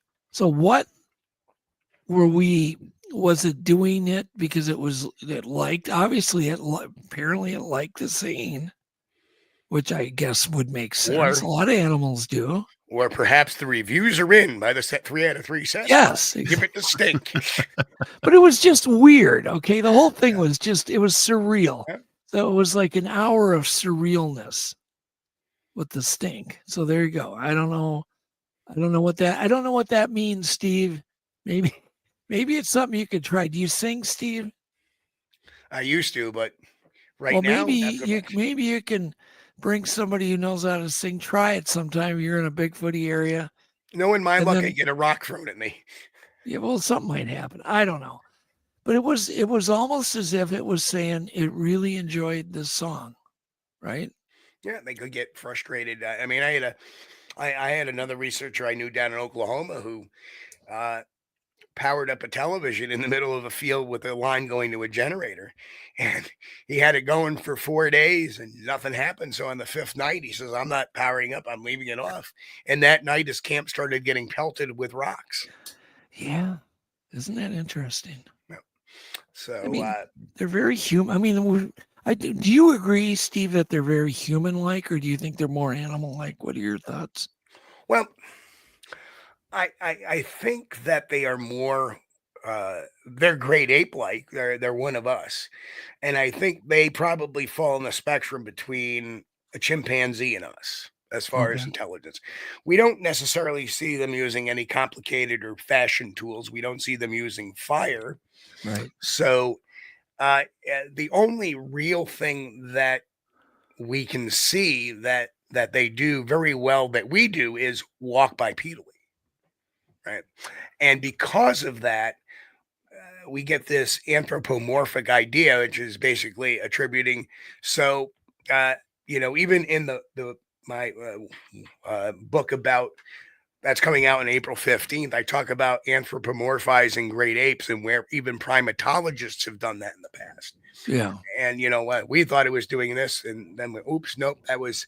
So it's very hard to tell, and unless you really know how a Sasquatch. Do you think that's the reason we haven't made as much progress? Because we try to humanize them, and we try to use our reason for what we do and what we think they do it for the same reason. Like I just did, the singing. That's kind of humanizing. It is, but it's also it's a universal. I mean, do chimps, gorillas, and orangutans like music? I don't know. Sometimes they do. Have you ever read anything about that? Yeah. Any type of stimuli will get their interest. Now, whether it likes it or not, that may be anthropomorphizing, right? Yeah. But the fact that it's interested in listening to it, that's perfectly normal for anything. If you understand about primates, if something goes boom outside, the first thing we do is we look to see what's going on. The other animals will head under tables and duck, and they have no curiosity factor. Primates have a great curiosity factor. I wonder if you remember Coco, the gorilla did the sign language and all that stuff. I wonder, I can't remember any examples where Coco had a favorite songs or music it liked. She had a cat that was her favorite. She had a cat. Yeah, I remember that. Cat, and then the cat died. Yeah. And she kept signing that she was sad. Yeah. But music wasn't any part of those studies, I don't believe. I'm not so sure. I don't think so. Have you ever tried playing like music from a radio or anything out in the field? Um, no, and the reason why is it's very difficult to hear. If you're playing music, you're gonna miss Yeah. any cues that's going on. Unless it's a rocket and beam to your head. Right. You're right. Right. And I've had that happen without anything. I've had that happen in total silence. I'll give you a great example. Yeah. In 2010, I was up in my research area with about 3 researchers. And we left the camp. I left a recorder inside the camp. And when we were done with the expedition, I brought it home and I listened to that portion of the audio, and you hear something walking up very slowly to the microphone, and you just hear, and then you hear something walking off. I've sat in a camp where very quietly by myself with one other researcher where the team has gone out. And while we're sitting in the camp, not saying a word, all of a sudden a rock comes throwing in. So sometimes I think rock throwing is a test to see whether somebody's there or not. I'm going to throw a rock, see their reaction, and I can gauge on their intentions almost. And again, that may be anthropomorphizing, but it also may be a strategy which great apes are known to use. Chimpanzees have strategies, gorillas have strategies, orangutans have strategies. Do you think the rock throwing is maybe just intimidation without having to confront us? I think it can be. I think it serves several purposes. Oh, okay. Like I said, I think sometimes, like when the gentleman in Oklahoma, when he was when he turned that TV off, the reason why they were throwing rocks into the camp was to see if anybody was there. You know, if somebody's there and they start moving around, I know I can't go in that camp and explore. Both my sightings that I had, it had eyes on our camp.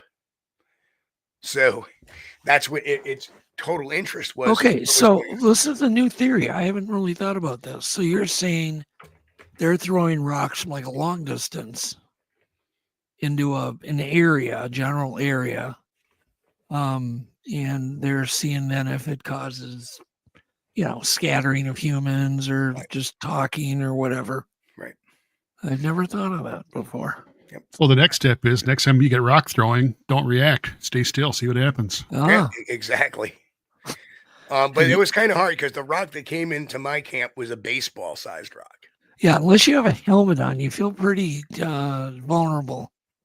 But it's amazing. I was up there when we filmed the Monster Quest, same area. Yeah. And one of the Nezra guys, he was sitting out there and something kept hitting him in the back with acorns.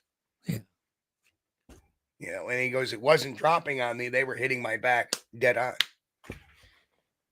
So that's absolutely, the throwing part is wonderful for researchers because we know it's not a bear. Yep. We kind of know what it isn't. Right. We don't know what it is, but we know what it's not. And when you know when something's not, then you can kind of, it's just common sense. Again, you got to go, well, something with hands through that damn rock. And it's definitely not buying that Holiday Inn playset. No. You mean with the miniature? Yeah, never mind. I don't know if you caught my thing. I said that cost $25 extra, but it's only for an hour. Yes. Yes. Nice. Oh man. Okay, so we've talked about rock throwing, and have you been beaten by one? Actually, we were the last time we had a really good rock throw was myself and Mike Ann from Tactical Bigfoot Research. Him and I were up in an area in northern Saratoga County, and we were doing a live podcast, and while we were down going towards the swamp, we caught it right on audio on the show. You hear this. Cool. So that was from a long ways away. If you hear it going through brush through the it might have been lobbed too. It could be lobbed where it's being thrown up in the air and it has a trajectory and it comes down. So have you thought about how they throw overhand, underhand, sideways? I think they're throwing underhand, to tell you the truth. Okay. Because there always seems to be that arc. Yeah. Right. You don't. I mean, I'm sure there's times when they do throw straight-handed, but I think there are times when they throw, just like us, they throw underhanded, they throw overhanded. Chimps have been known to do that too. Yeah. It's true. True. Very true. I've often wondered if they use rocks for hunting. Entirely. That would be totally, totally plausible. They use, like I said, they probably have primitive tool use just like the chimpanzees do. Yeah. Yeah. Okay. I got a lot of stuff to cover, but this is a great thing here. We definitely, I know you've had a lot of experiences. Could you share a detail of one of your encounters, Steve?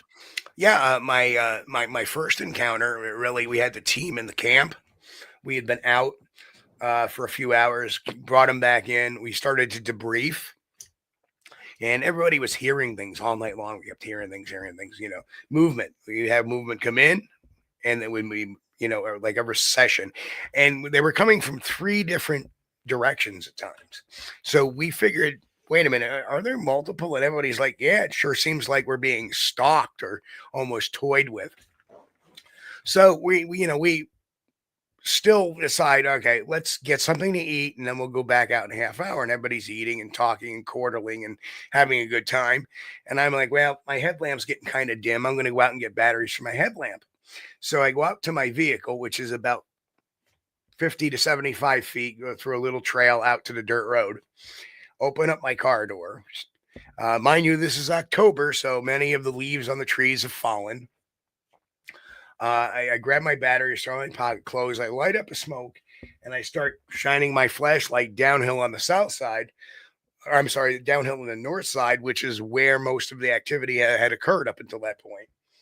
And I'm like, and I flip it up, going uphill to the south side, and there, standing next to the utility pole, is this big 8-foot shadow, conical shaped head, orange, this dark orange, almost reddish eyes looking back at me and going right to the ground. And the eyes start blinking at me. As I'm watching this, I could see them blink. And I just froze. And I'm like, okay, I don't know what to do, but I'm not going to move. And I think it froze, and it was kind of trying to figure out what I was doing. And then I just shook the light a little bit. It turned and it walked into the woods. I get a message on my radio saying, hey, Steve, we got a lot of movement going on in the southwest side of camp, which is where it went to. And I'm like, yeah, no kidding. Get the team A out here. I need to talk to them. And that was encounter number 1. Oh, But Doug, the intrinsic Doug, you're muted. takeaway is it was watching our campfire and watching us all in our campsite. Interesting. Wow. Yep. So, what's the kind of scariest type of encounter that you've had where you may have been even life-changing a bit? Anything that kind of freaked you out? No, I'm there was one time that I've been down in Alabama investigating some cattle deaths, and they had found a rather like an 18-inch track. And I examined this young cattle. It wasn't really a calf at the time, but it wasn't really a full-grown adult. Something had killed it by snapping its neck. The jaw was clean broken. Ugh. So almost like took it and went snap.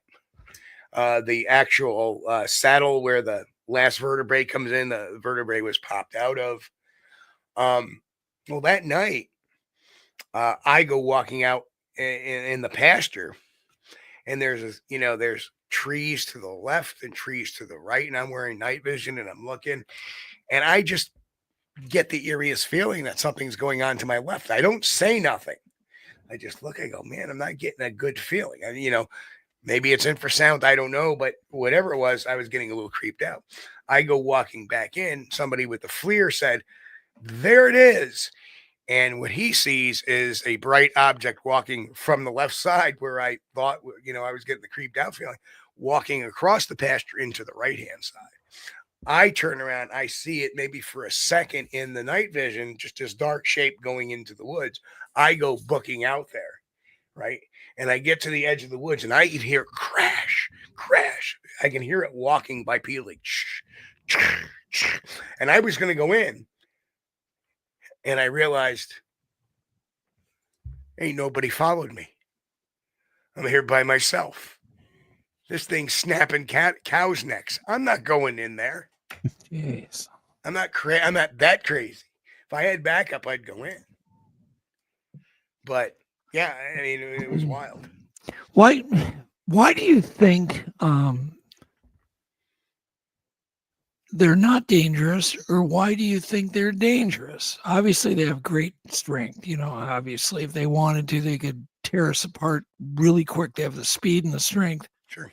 But why is it that they're so restrained generally? And do you think some are dangerous at times? Well, I think they all have the potential to be dangerous, but put that in context. In the second book I wrote, What Would Sasquatch Do? And that was my first book on primate behavior. There are studies that show that primates of one species rarely attack and terminate lives of primates of other species, but there may be some cultural differences. If you think about us, most of the modern world thinks it kind of taboo to eat a monkey or to, kill a gorilla. We all have this emotional outbeing. That's part of our primate bind. There are a few cultures in Homo sapiens, such as, tribes that will eat monkeys or monkey brains or whatever, or poach gorillas. Or cannibals in New Guinea. Yep. Papua New Guinea, yes. So that is, there are exceptions. So I don't think that when we run into them, just like we would see a strange animal per se come into our yard, our first inclination is not to kill it. Our first inclination is to get it out. Even a bear, get out of here, bear, way, bears, go, bear, right? We're talking about getting rid of it. We're not talking about automatically killing it. So that's why I think that if you show proper restraint, you're going to have that. You're going to have an okay. Now, you may get ones that are not happy you're there, and they'll beat, bluff charge, throw rocks. We've heard all the stories over the years. So it's really, crucial to take that behavior. And this is the whole premise of, both volumes of What Would Sasquatch Do is, we use those behaviors to judge what type of primate habitat a Bigfoot may live in.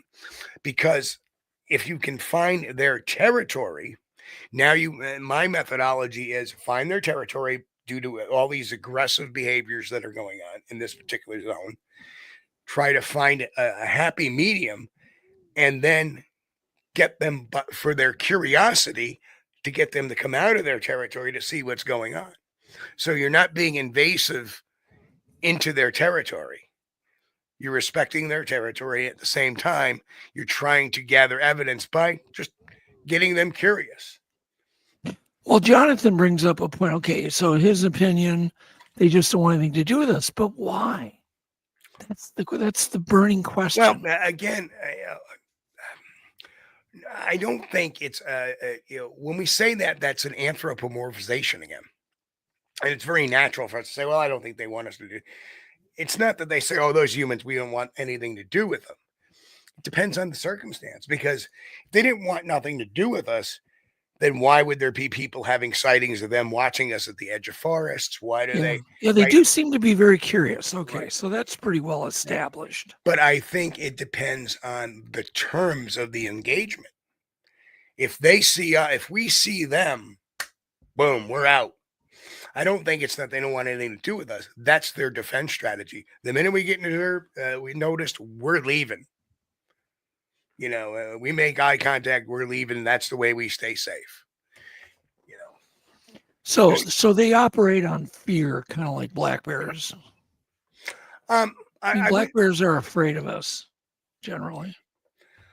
And I don't think it's fear, because we don't see them running or fleeing. I think they just like, okay, time to move. Avoid them. and they know that they probably can gauge that they have a little better track record of moving in the forest. That's very true, Mike. Hey, Mike. Mike's been with me a couple of times. We've had rocks thrown at us. Mike's awesome. Mike is awesome. I'm at a disadvantage. I still can't see chat. This is the first time that's ever happened.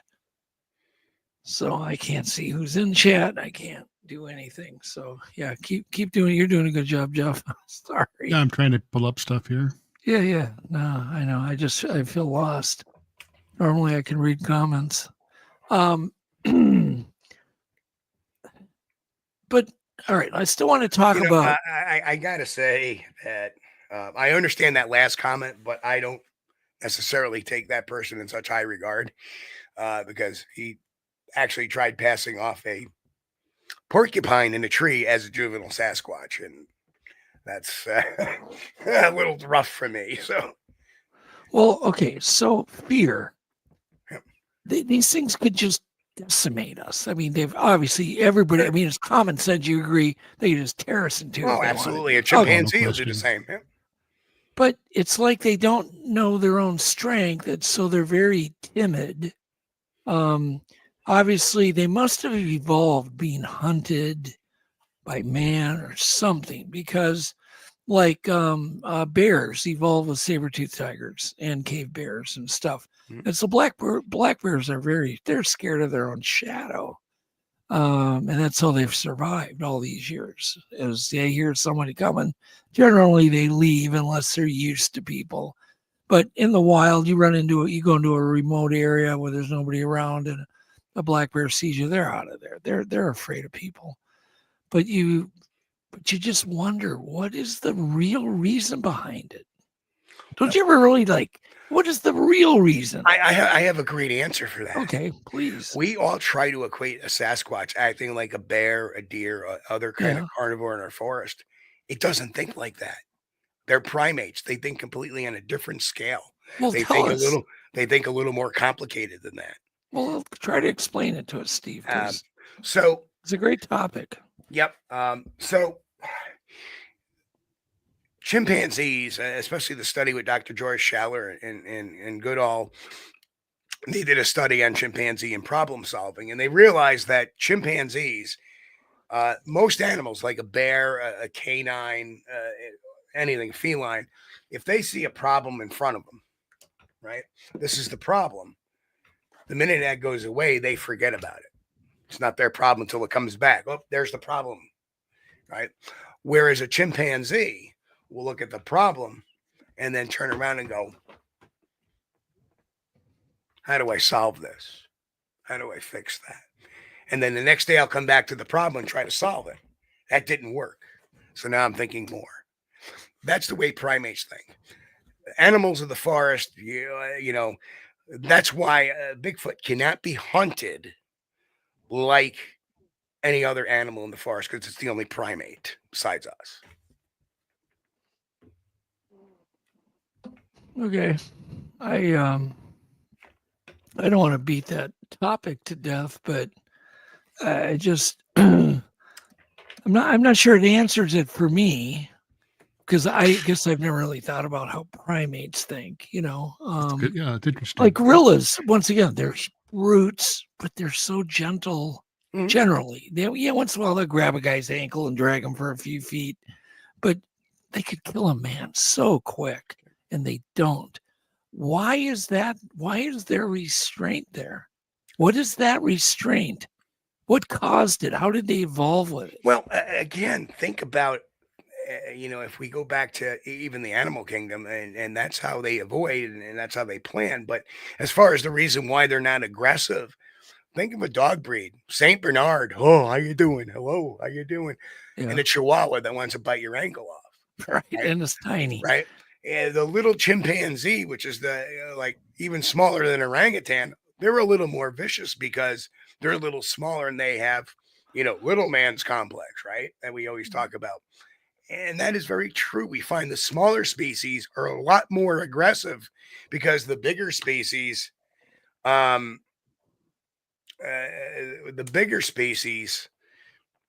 know their capabilities or understand their capabilities and are not threatened necessarily. Maybe a Bigfoot doesn't act aggressively because they don't feel threatened by us. Well, even higher primates, apes, they don't really fight each other a whole lot. It's a lot of, charges and bluffing and chest thumping. It's intimidation tactics. They don't really fight each other either. But you would think, okay, but here's my point. I don't even know what my point is, Steve, but what I'm trying to say is, okay, let's just say you're alone in a camp. There's a clearing. The clearing's 100, 200 feet in diameter. Okay, why wouldn't a Bigfoot then just at least come out into the open and just lock eyes with you, just as curiosity? They don't do that very often. It does happen, but it's very seldom they just come out in the open and they just, to where it still would feel safe. But Well, I just wonder, why are they so damn shy? Because they have seen what man can do. Okay, well, it's right. If you're sitting there and growing up as a Bigfoot, you see hunters coming into the woods with these things. We call them firearms, but we see them with these things, and so if there's a human there, I know kind of not to go out there all that often and bother them. I have to kind of assess it from a distance and look and see. Now, the difference between myself and a hunter is that I've been coming up to that same area for 25 years. Going, this will be 26th year this year. Yeah,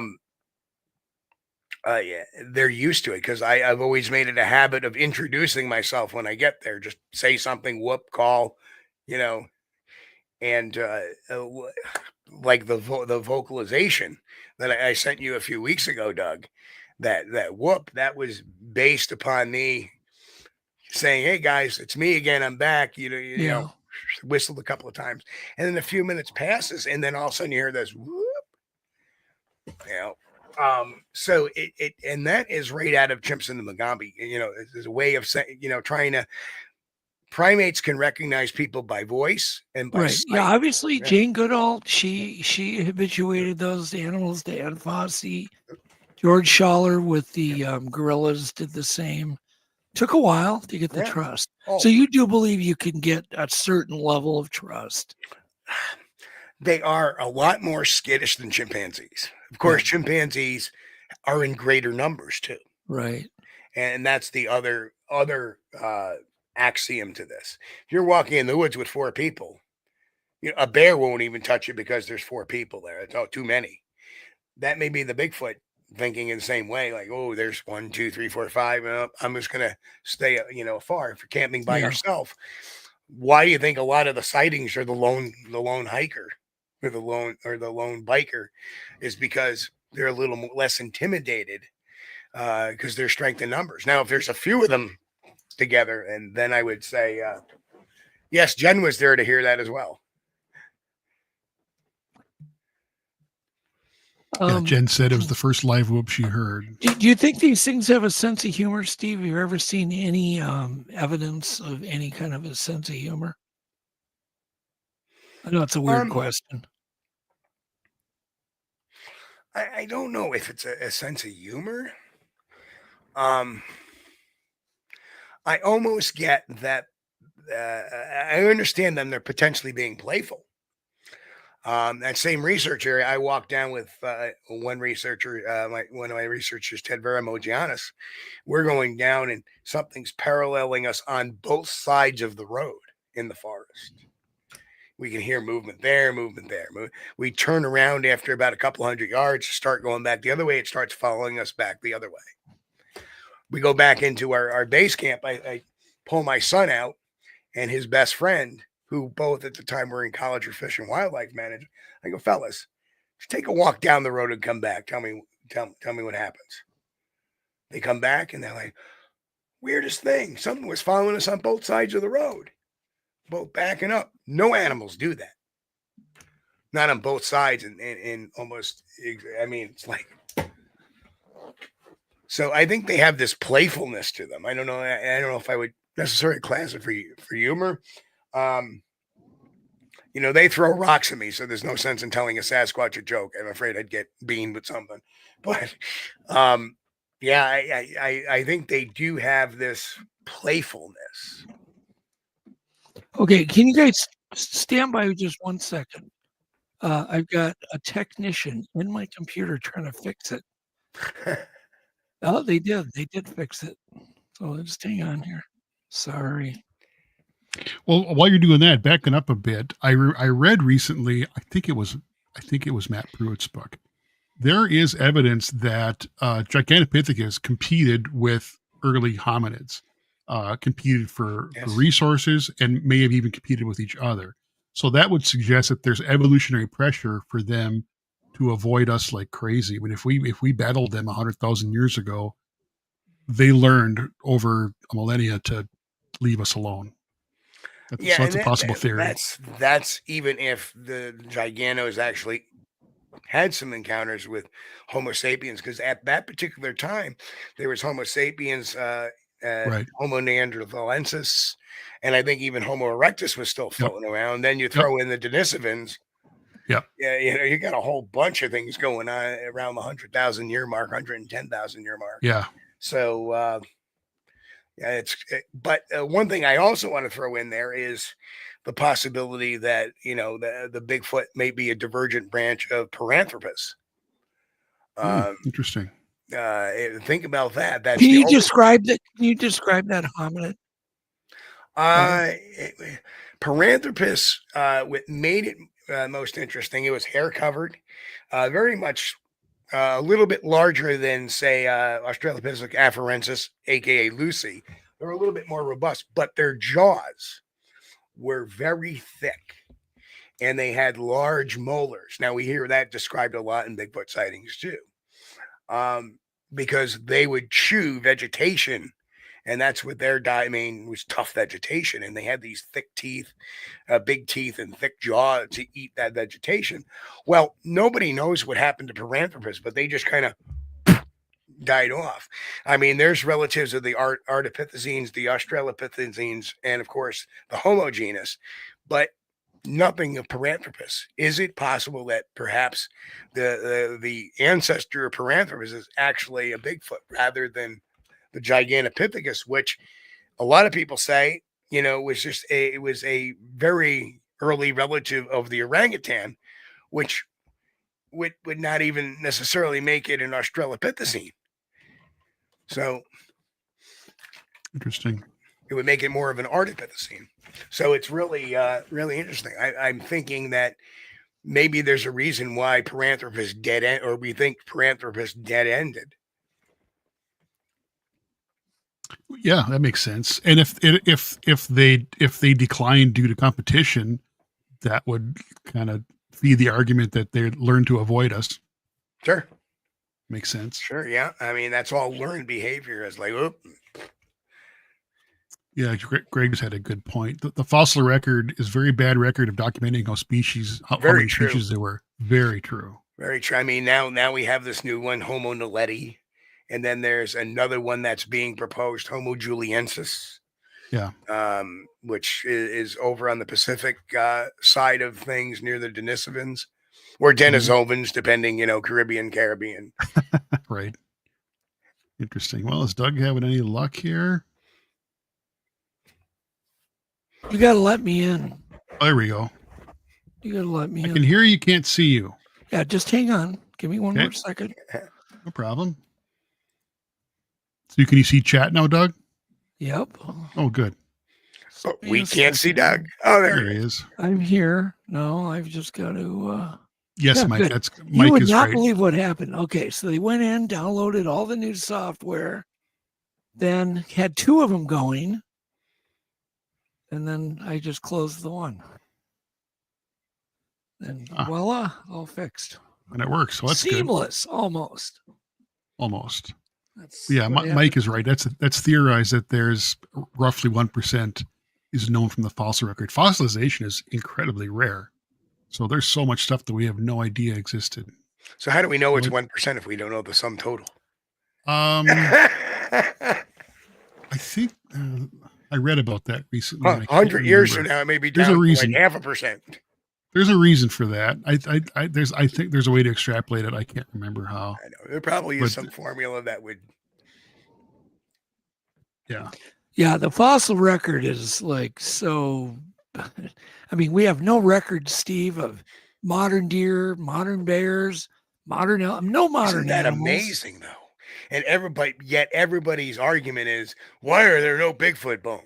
We actually have more fossils of Bigfoot or something near Bigfoot size with Gigantopithecus. Well, think of Gigantopithecus. They found what? 2 jawbones, 2 mandibles, and a bunch of teeth. Yeah. They've never found a vertebrae, never found a skull, but we at least have something that's similar to a Bigfoot. And I'm not saying Bigfoot's Gigantopithecus, but it's similar. It's big, it's tall, and it had big molars, big jaws. It's interesting. And we know it existed pretty recently. 100,000 years is not whatever. Long ago. Yeah. So, but if we were to be let's say a nuke fell over the U.S. nor all of North America, we'd have no record there was ever white-tailed deer here or buffalo or anything. They throw a nuke. Yeah. They throw a nuke over the country or the world. There'd be no record of even us being here because it'll disintegrate everything. No, but there'd be fossil records of hominids. Old. Now they all burned up in the explosion. Wow. Vaporized. Yeah. Like the moon. I love that analogy though, that there's more fossil evidence of Bigfoot than there are white-tailed deer or bear, or, black bear or anything. And that's just a fact. One of the things I cover in the new book too is I do a case study on Jimmy Chilcott's dermal ridge examinations too. That's something that's long forgotten about. That's very true, John. Yes. So I do we do an evaluation and a look at that, and we address Matt Crowley's alleged debunking of it, and now it's the dermal ridge evidence is to me one of the most because I'm a retired private investigator. I mean, that probably to me is one of the better pieces of evidence that we've come up with. Hey, look, here's a track from over here, here's a track from over here, and they have similar flow patterns in their dermal ridges. What more do you need? That's really compelling. And they're not consistent with humans, and they're not consistent with other known primates. And it existed in tracks before that was generally known to people. That's the most interesting thing to me is these older tracks that have that detail in them. Who the heck would have thought of that 50 years ago? But you know what? You know what's even worse is here you have these dermal ridges. If only we had those eDNA collectors back then. Yeah.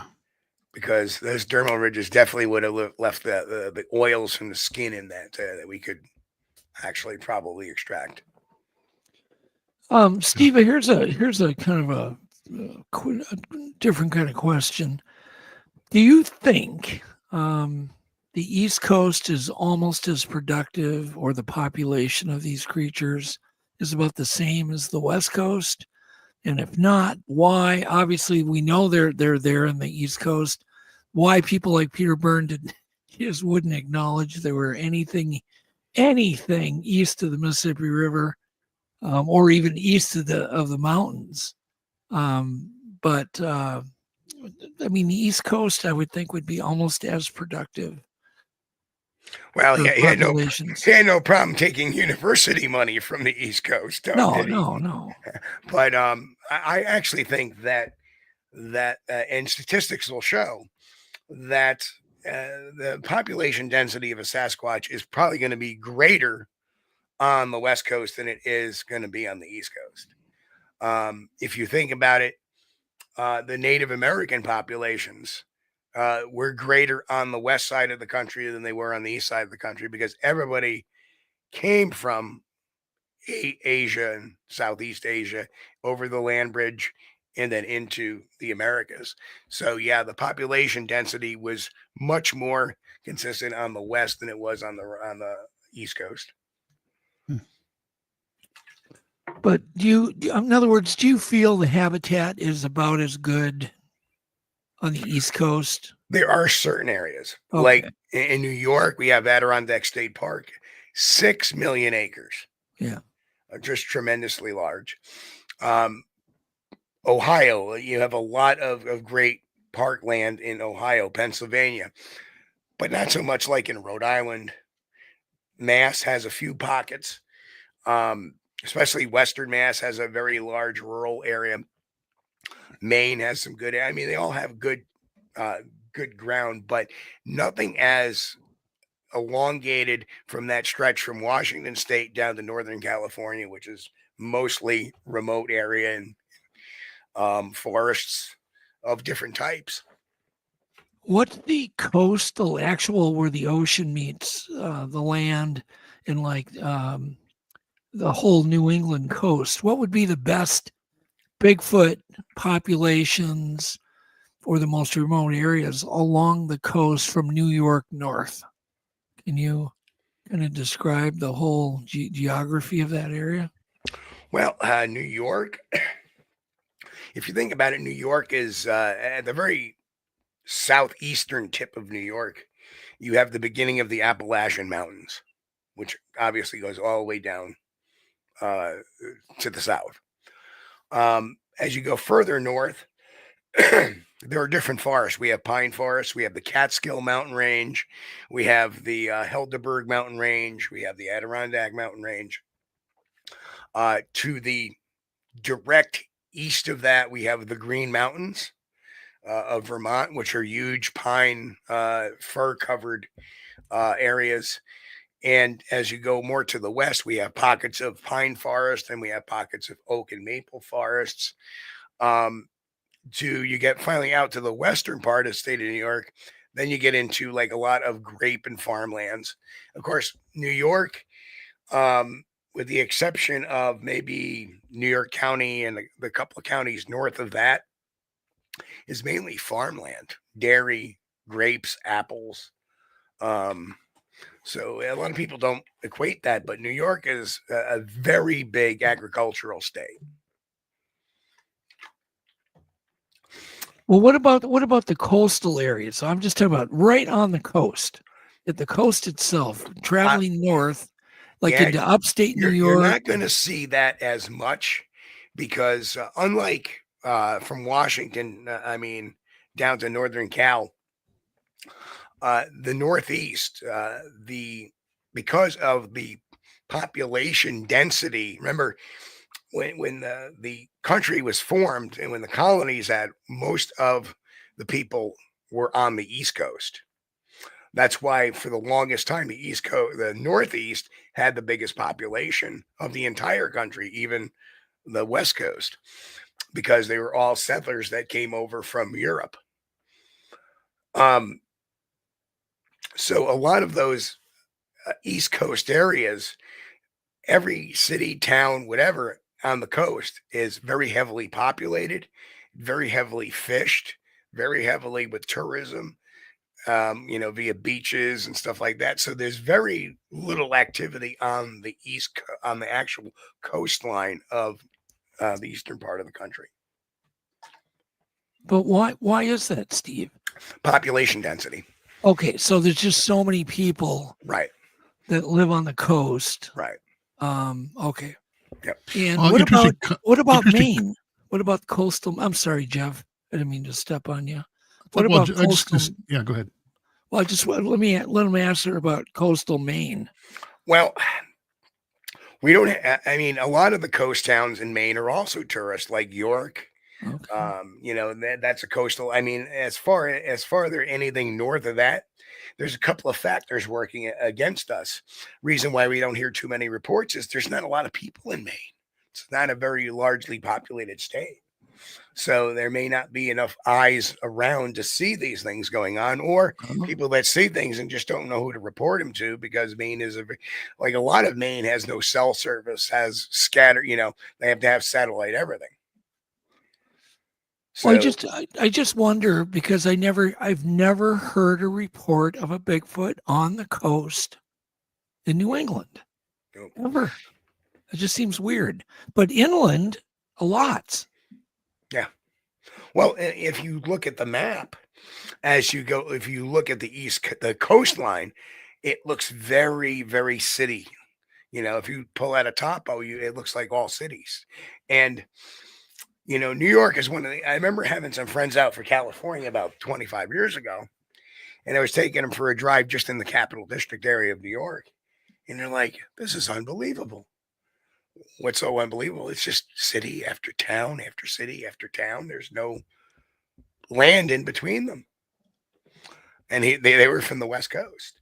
They were amazed that in New York, when we have cities, we have big pockets of cities like 4 and 5 and 6 all clustered together.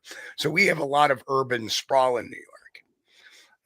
But as you go west with the park and the grape country and the more agriculture, you have this big middle section of New York that's rural until you get to the western part of the state. Of course, again, near water, Lake Erie, Lake Ontario, with Buffalo and Niagara Falls, which are very big industrial, Ogdensburg, Malone. You have all these little industrial areas that can use the St. Lawrence, the Ontario, Lake Erie.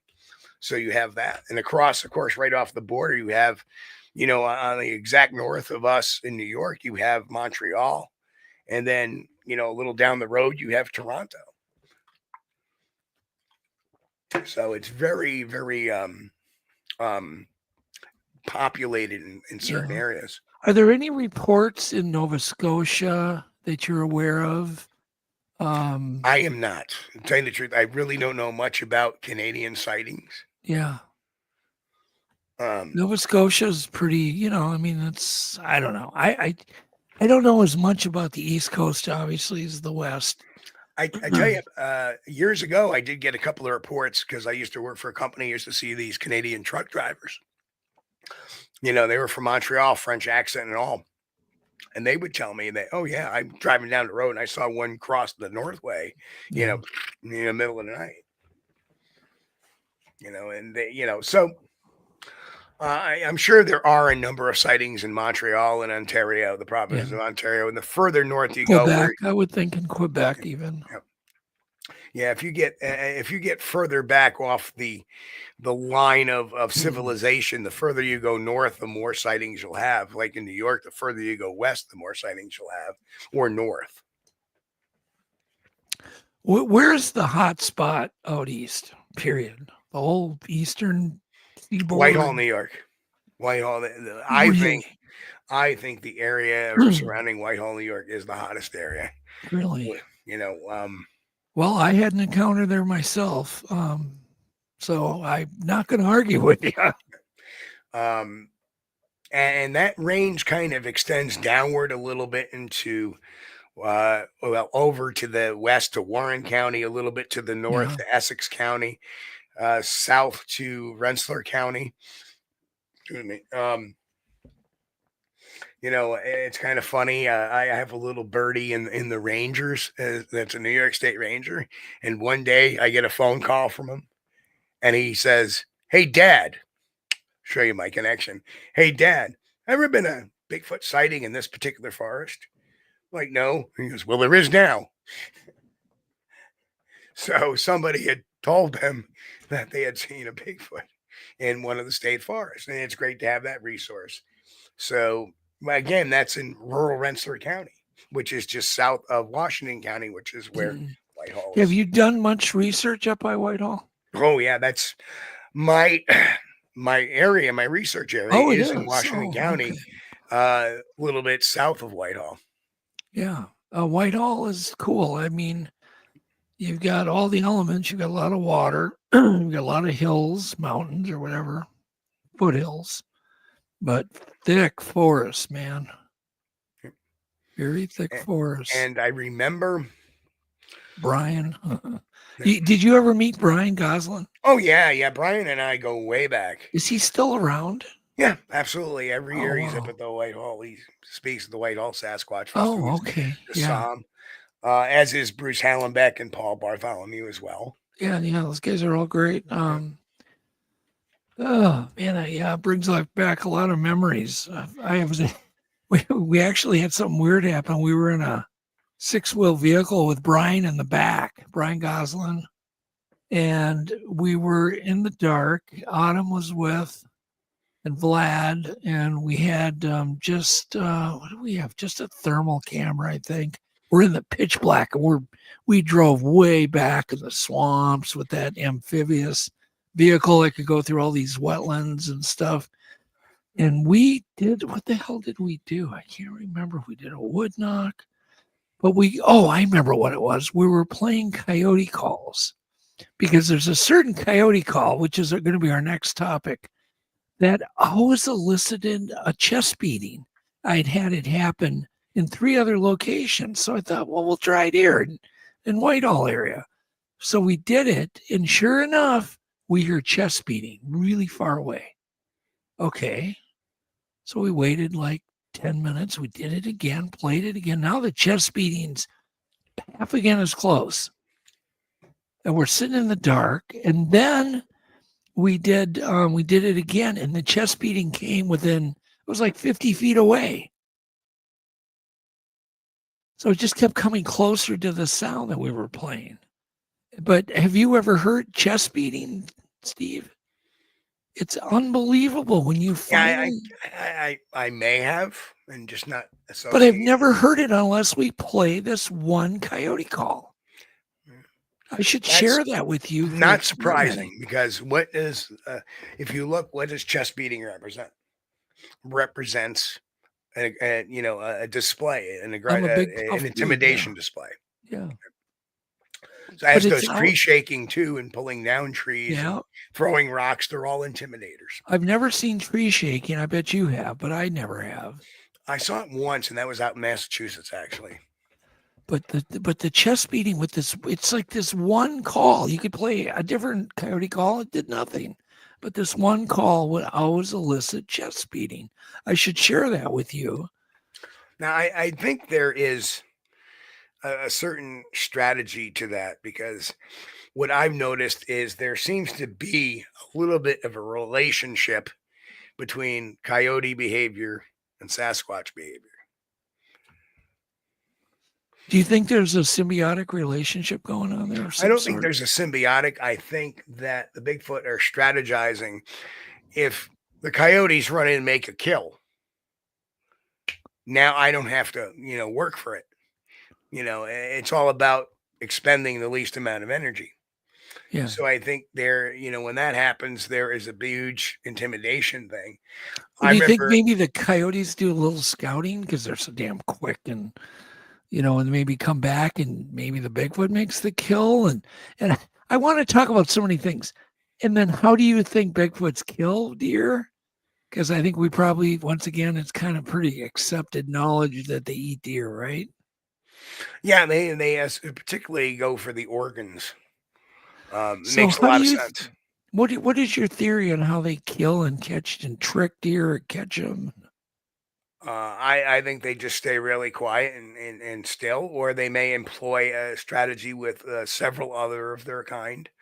But they have been shown to be neck breakers and leg breakers, right? And what I think they do is then they punch a hole into their guts and they eat the soft tissue. And you think about it, that makes a lot of sense, because most primates don't have the jaw strength necessarily to like chew raw flesh off a bone, or grind it up pretty well. So they eat those soft organs because it's a lot easier to eat and digest. Plus they're a lot more rich, right, and vitamins, in vitamins and calories and fat content. It's all needed, the aminos.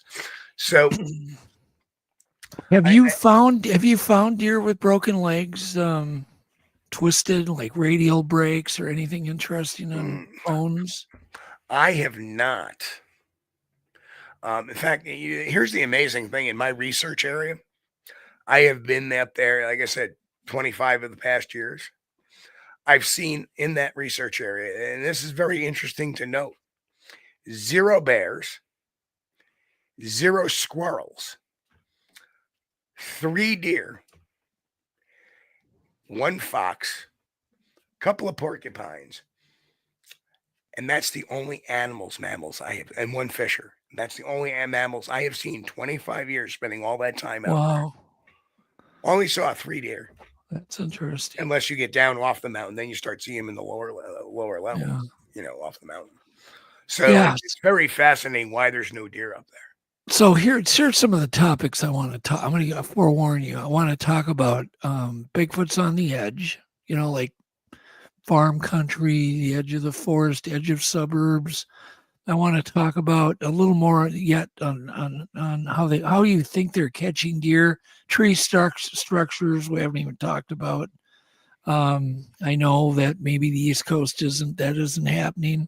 There's a lot of that here though, in like Minnesota.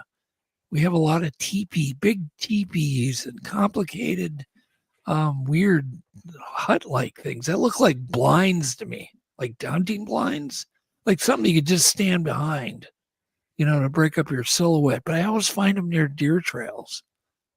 So what makes you think that they are Sasquatch related? Because of the consistency in the fulcrum, the construction is so complex and is made of so many sticks. And in many cases, we find them where there's 4 or 5 inches of water permanently there. It's not where a kid's going to want to play. And you know what I mean? Where a kid's going to want to make them. Because, we used to make forts, but we did it with plywood and nails. Okay. But some of them are so big too. They're just massive. And I've seen them come and go in one day. So as an investigator, if you say there's a lot of water and wetland in there, are there any, and this is by no means, I'm trying to No. idea. You're not going to. But what I would ask is, away. well, are there any tracks around it? Have you found any I've tracks? No, right. Because my point is, although we'll look, generally a lot of these things I figure are old or haven't been used in a long, long time, or there's standing water. I've never found footprints, what I think are really good footprints near a structure, but the consistency of how they're so close to water. And always by a deer trail, and always by within 100 yards of water, always. Well, and in many times, I've noticed another pattern, and that's finding one blue object, either above it or in it, or near it, like really near it, like one thing. Never any trash, never any pop cans. It just doesn't look like human activity, and everything. It's never a saw mark. It's just the construction is so cool. If you really study it, it's like, whoa, this is complicated. I've tried to build them. There's no way it's like I wouldn't even know where to start. And then you find things where their sticks came from 3-4 miles away for some odd reason, like birch. It'd be a stand of birch 3 miles away, but yet there's a bunch of birch in this. It just doesn't make it. Everything's confusing about it. But are they like I got a buddy of mine that does a lot of research, and he's helped me out a lot looking for structures. His name is Paul, and he would literally find 4, 5, 6 every day down by the Minnesota River.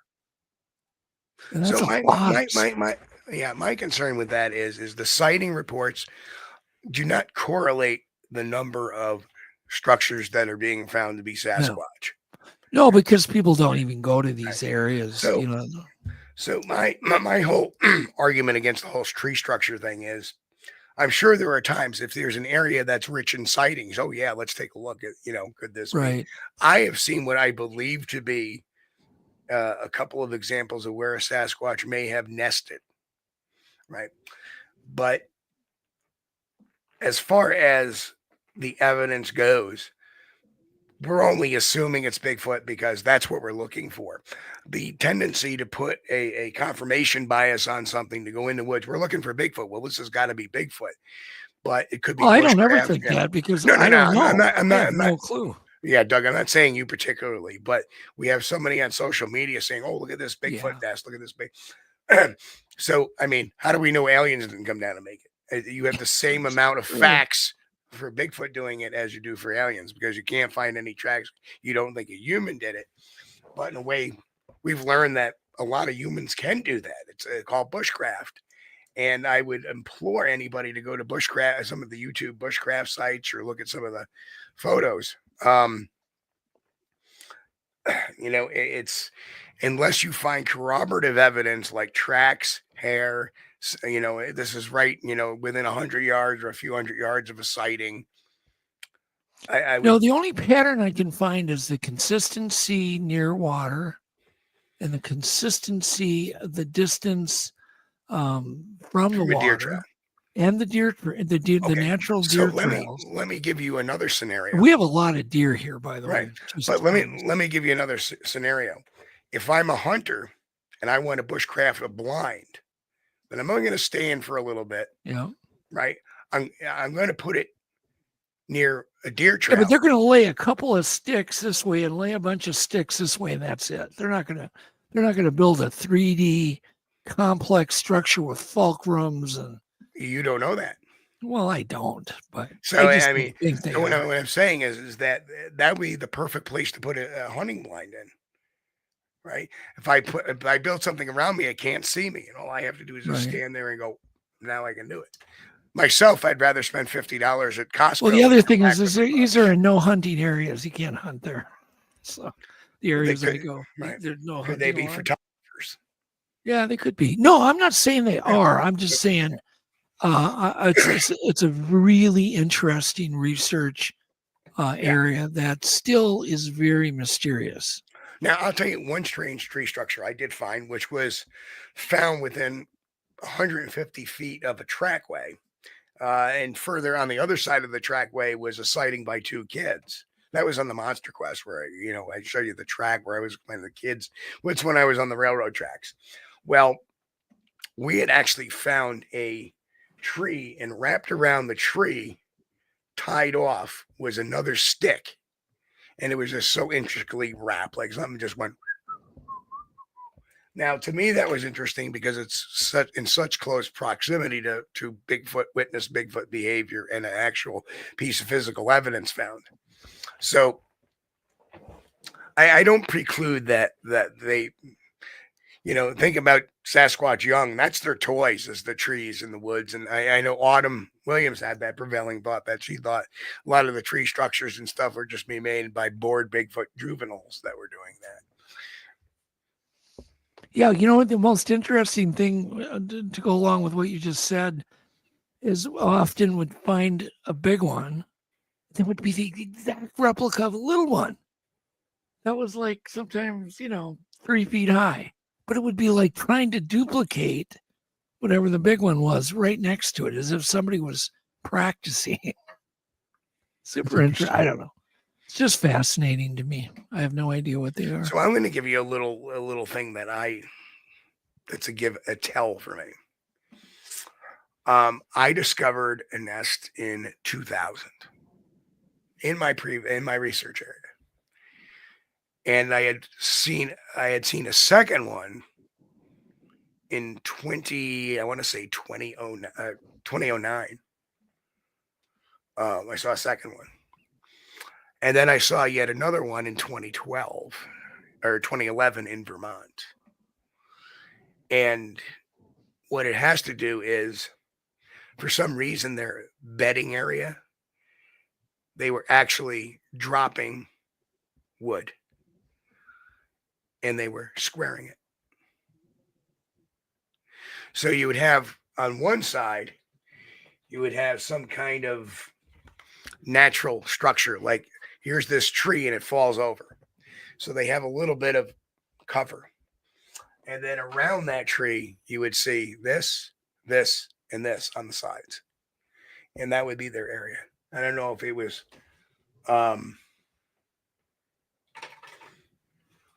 So but the fact is that I've seen that done in several different ways. And just the fact that the one that was found in 2009, that was I wasn't even there. They were showing these pictures. Hey, we found this thing. It looks kind of interesting. They never knew of my photo that I had of the other one back in 2000. So the last structure we left the recorders on, we got wood knocks. That was interesting. About 3 a.m, there were wood knocks. and some weird kind of vocalizations, which is another way to kind of verify if there's some interesting activity. Is to find a good structure, seems somewhat fresh, Yeah, leave an audio recorder there. and maybe they are doing that. I mean, that's leave a trail camera in it. They can't see it walking in. Yeah. Do you feel trail cams are kind of not the way to go? Do you still use them, or do you? Yeah. Because there's so many misconceptions about, first of all, the biological reasons. A lot of people say, well, Bigfoot, maybe they can see in the IR. No, we can't see in the IR because our metabolism isn't built it. Our eye structure is not built for that.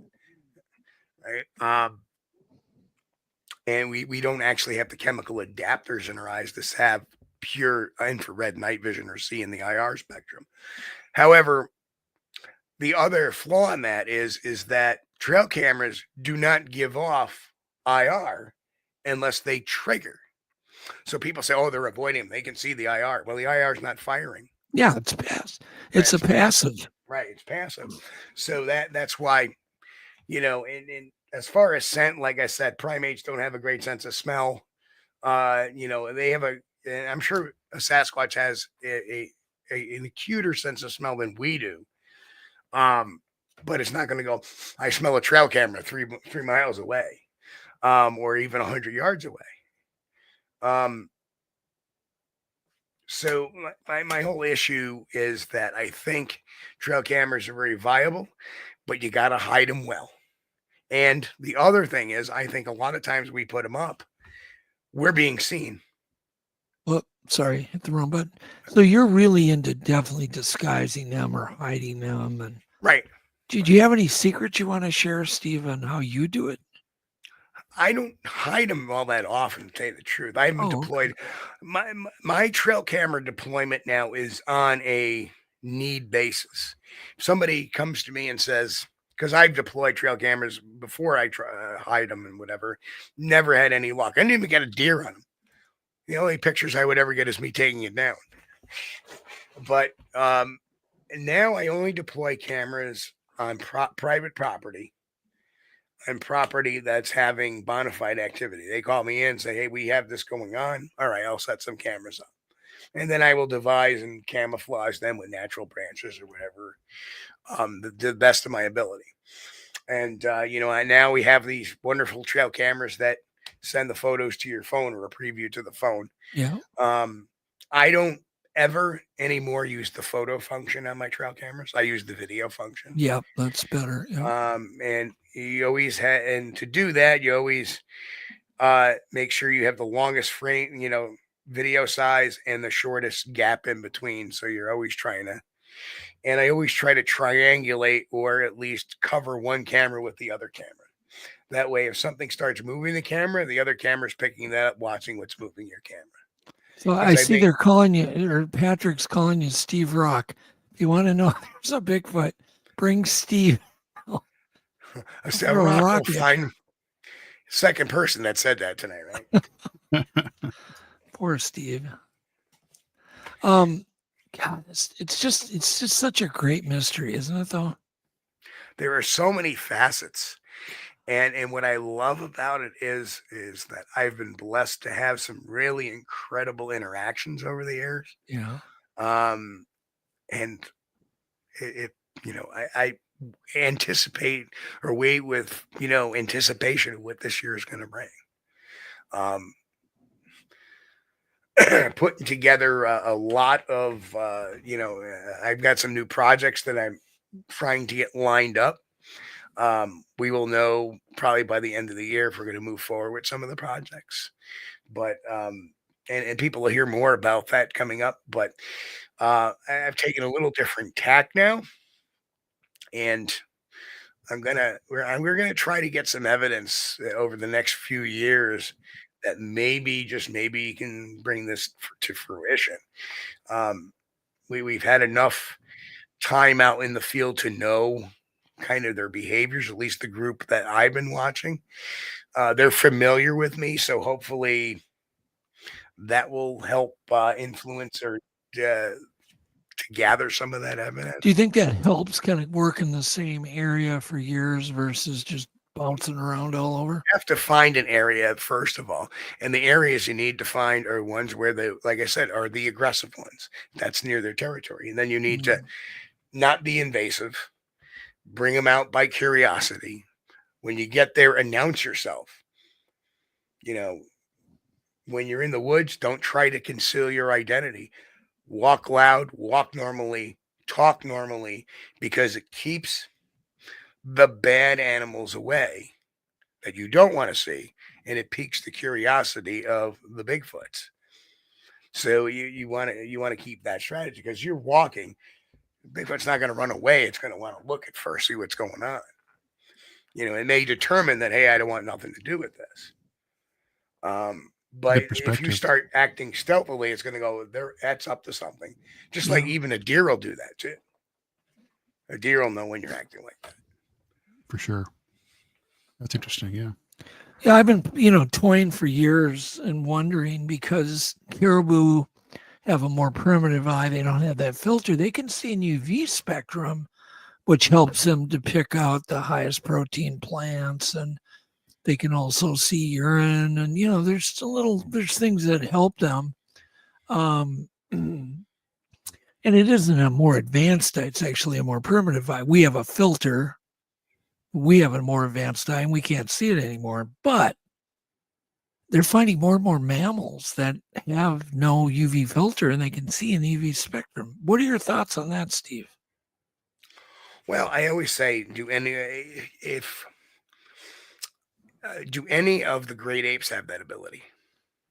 They might. We don't know. That's what's interesting. They haven't done a study yet on it. I guess it's quite difficult to get information on it. If you read up on how they figured it out with caribou, it's quite fascinating, and took them quite a bit of money and a lot of years. But that kind of opened a door for then going to another mammal. And there's some mammals, there's some misinformation.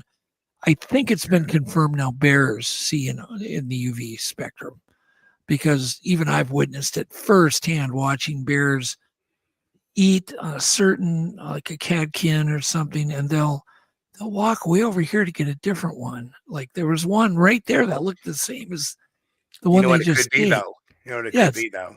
It's, pardon? It could be their nose. Yeah, it could be that too. Because their nose is, I have the chart somewhere.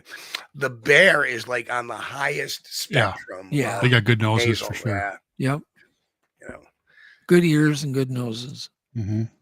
And that's the amazing thing, because like I said, my area, we've cooked there how many years, and we don't tie our food bags up in the ground. We put them in an extra tent, so we just don't have bears come down our area, or they're avoiding it.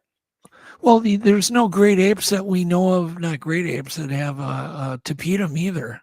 The mirror in their back. Not great apes, but there are a dozen species. New World monkeys. Yeah. Lemurs, and there's a number of them. Right. And that's what's interesting. I mean, it's just like, wow. Just like, infrasound. It seems like the largest of all the mammal genuses can do it. The largest cats can do it. The largest canines can do it. The blue whale can do it. Elephants, well, if Bigfoot exists, tigers. It would be the largest primate. It would kind of make sense that it have the ability to do that as well. Because I forgot to ask you, have you ever heard like a hum or a low hum? No, but I'll give you a great story. Is that in, I forget what year, but I remember my co-host Chris Bennett saying, I think I got hit with infrasound. You ever get a flutter in your ear, like you feel your... That's what we're talking about, something that makes your eardrum flutter. And I looked at him, I go, I never had that happen. And then like 2-3 years later, it happened to me.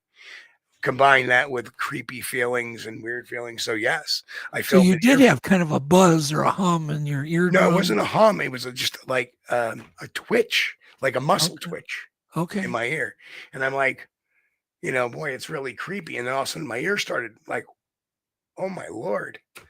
And that's very possible. That is directed, because infrasound causes vibrations in the eyes and the ears. And I remember feeling creeped out. Like, I think we ought to leave. something doesn't feel right here today. Because in this hum, it depends. We've been collecting a lot of reports and getting actual recordings. Lanita's actually recorded it too, and she's one of many people that have. But infrasound can have audio or aspects that are above 20 hertz that you can hear, and it could be below 20 hertz. It's these inconsistencies that drive me nuts, like migration. Do you ever think about cold weather? Oh, yeah. In fact, what are your thoughts? Well, I think it depends. Primates will change areas of habitat depending on food source and depending on, climactic events or where they can find cover. And what we've noticed is that there is a migration path between the Adirondack State Forest, especially on the east side of the Adirondack State Forest, and the Green Mountains of Vermont. What town is smack dab in the middle of that? Whitehall. And that's what's going on. You're seeing all this because our sightings start about mid-July. Okay. And they end about mid-December. It's very specific. Interesting. You may have a few here specific. and there. Okay, mid-July and end in mid-September. December. So what do you think's going on? They're just migrating closer to the coast, or look at the forest in the Adirondacks is oak, birch, maple. What happens in October? All the leaves drop. There's no cover. There's no protection from the snow. Right. So what they do is they move over to the Green Mountains where there's deciduous fir trees, and they have cover, and they have pine needles to eat, and they have pine bark to eat, and stuff with all this nutritional value. So I think that's what they do. They have cover at least over there, and they can be hidden. So I think it's part like we want to keep our cover. Fascinating. Okay, so but what about like Minnesota where it gets down to 40 below? What do you think? Do you think there's my theory has been there is no theory. Some might migrate. Well, it's very much like human beings. Think about our Native American Aboriginals. The Plains Indians had a lot of summer homes and winter homes, as did the Apache. Not so much here in the Northeast. They pretty much stayed put. So again, it depends on the conditions. It depends on the terrain. It depends on the food source, whether or not a primate is migratory or not. And it wouldn't call it like it's not a migration, like they're going to fly south for the winter, but they may move 20, 30 miles to an area which is more beneficial to them during a specific time, specific weather event. Or there's a lot of evidence of them following food sources too, following berry harvest, that kind of thing. Right. Yeah, we've collected that kind of data where it's like it seems like they're following the berries getting ripe farther north. So what are your thoughts on really cold weather, like 40 below type long spells of below zero weather? Do you think they're just, going into a torpor where they're just resting, bury themselves under a bunch of snow or God knows brush? Or do you think they're like not even there? They've already migrated south down to Missouri or somewhere warmer, a little bit warmer. I'm not entirely sure about Bigfoot in other parts of the country. I'm pretty sure like Minnesota, Michigan, the Dakotas, it's pretty cold. In New York, it rarely gets below -2 or 3 degrees. If we have a -5 degree or -10 degree, like, wow, it's really cold. Whereas, Montana might say, we get -16, -20 here all the time. So I'm really not sure what they would necessarily do because I haven't had the evidence really to study that. All I do know is that in the wintertime, they shuffle off to the Green Mountain State Forest, which is a little more warmer. There's a lot less snow on the ground. And a lot of the animals like deer, they go over that way too as well in the winter. Well, that makes sense. Even in like on the West Coast, that they would just pick the different elevations for the different seasons. Right. It'd be a short migration. But I've often wondered about Minnesota. right here in the middle of nowhere, where they seem to be north in the summer and there's a lot more sightings like towards fall. They're like along the St. Croix River Valley, and it keeps going south into the apple orchard areas. And it's just, I don't know. Yeah, Everybody asks me, and I always go, there's no pattern. Maybe old ones migrate or don't migrate. The young ones do. Maybe just one out of a family does. The other ones, So it's tough because you're dealing with an intelligent species that can make their own decisions. They're not like caribou that all migrate. All of them leave. Well, they're not driven by instinct. So there's right. You know what I mean? That's kind of the difference is if they're not driven by instinct, good point. They're going to do whatever's best in that place and time.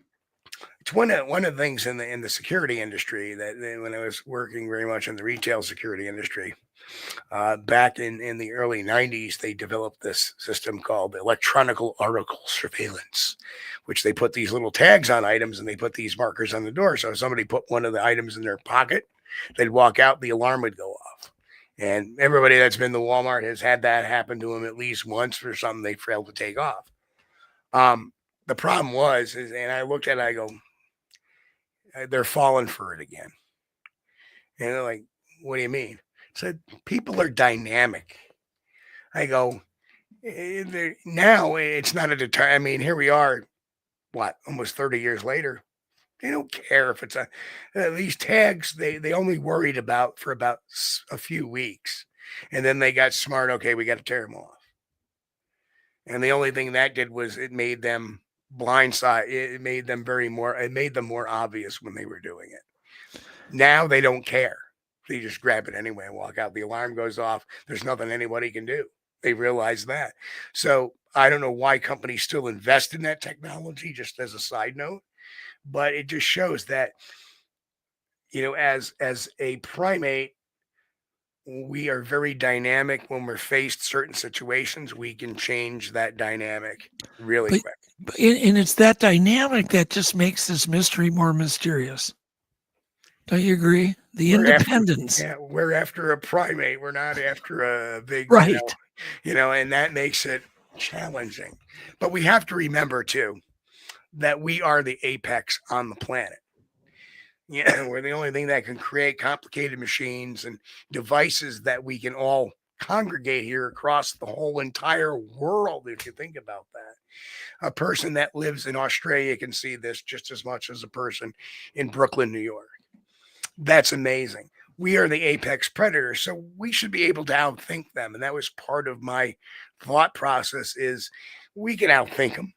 Let's just create a diversion, get them into the field, and we'll figure it out from there what to do next because we are dynamic. Yeah. I always feel like the coyote trying to get the roadrunner, Steve. I feel like an idiot every time I come back from an expedition. I feel like the idiot. I do. I'm totally humbled. Just like, try again next time. They are cagey. That's for sure. You think. Oh my goodness. Well, you've got a big brain that's spent its whole life in the woods. It's going to get good at it. Oh, and they get good surprise at it. Me. Yeah, remember a rolling stone gathers no moss. Yeah, exactly. So how do you think this thing's going to come to an end? Steve, if you could get like endless amounts of money, what would you do? Endless. It's like no Elon Musk or some billionaire goes, hey, I'll finance you, give you all the billions you want. What would you do? That's a good question. That's what we call a Johnny question, but go ahead. The serious answer is I would start putting in finding the area, finding several different areas that are hotspots. Start putting in ground sensors. Okay. Right. Start with the ground sensors, start tracking movement, start, getting around. And then when you start finding that movement pattern, start putting cameras up to see what's making that movement pattern. Do they make ground sensors that could determine weight or the size? I believe they can be set to adjusted to sensitivity that can amount to weight. Okay. I've used them a couple of times, but obviously I always have to borrow them from some university, and they, I got to have them back by Friday. Well, it doesn't give you enough time to. Right. I got Les Stroud a set of them, and I don't even know if Les even had time to use the damn because they wanted them back in a week or whatever. You know, that goes. Tell you what, I would set up a dummy camp. And, dummy camp? Okay, I like that. Censor a heck out of it. Yeah. You know, definitely, you know, would you set up a pattern like you would visit the camp during the day and book out of there at night, or just stay there at night and book out every day at the same time so they pick up they're not here during the day? Well, I'd be very loud and boisterous setting it up.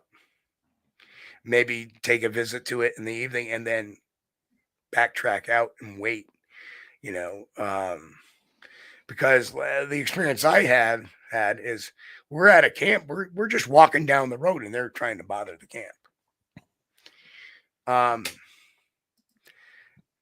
I know everybody loves that drone thing.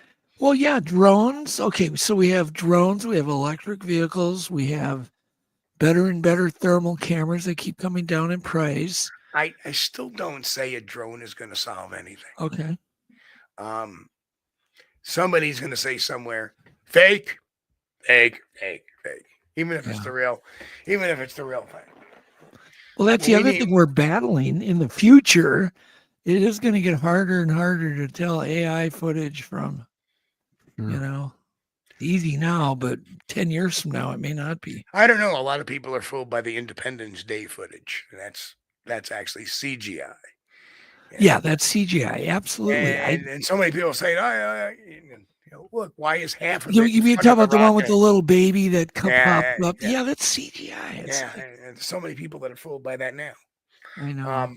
Pictures, I actually found a way, if anybody fakes a picture, that's a piece of cake. Because an AI picture is layered. Put it in the ELA test and it looks all layered.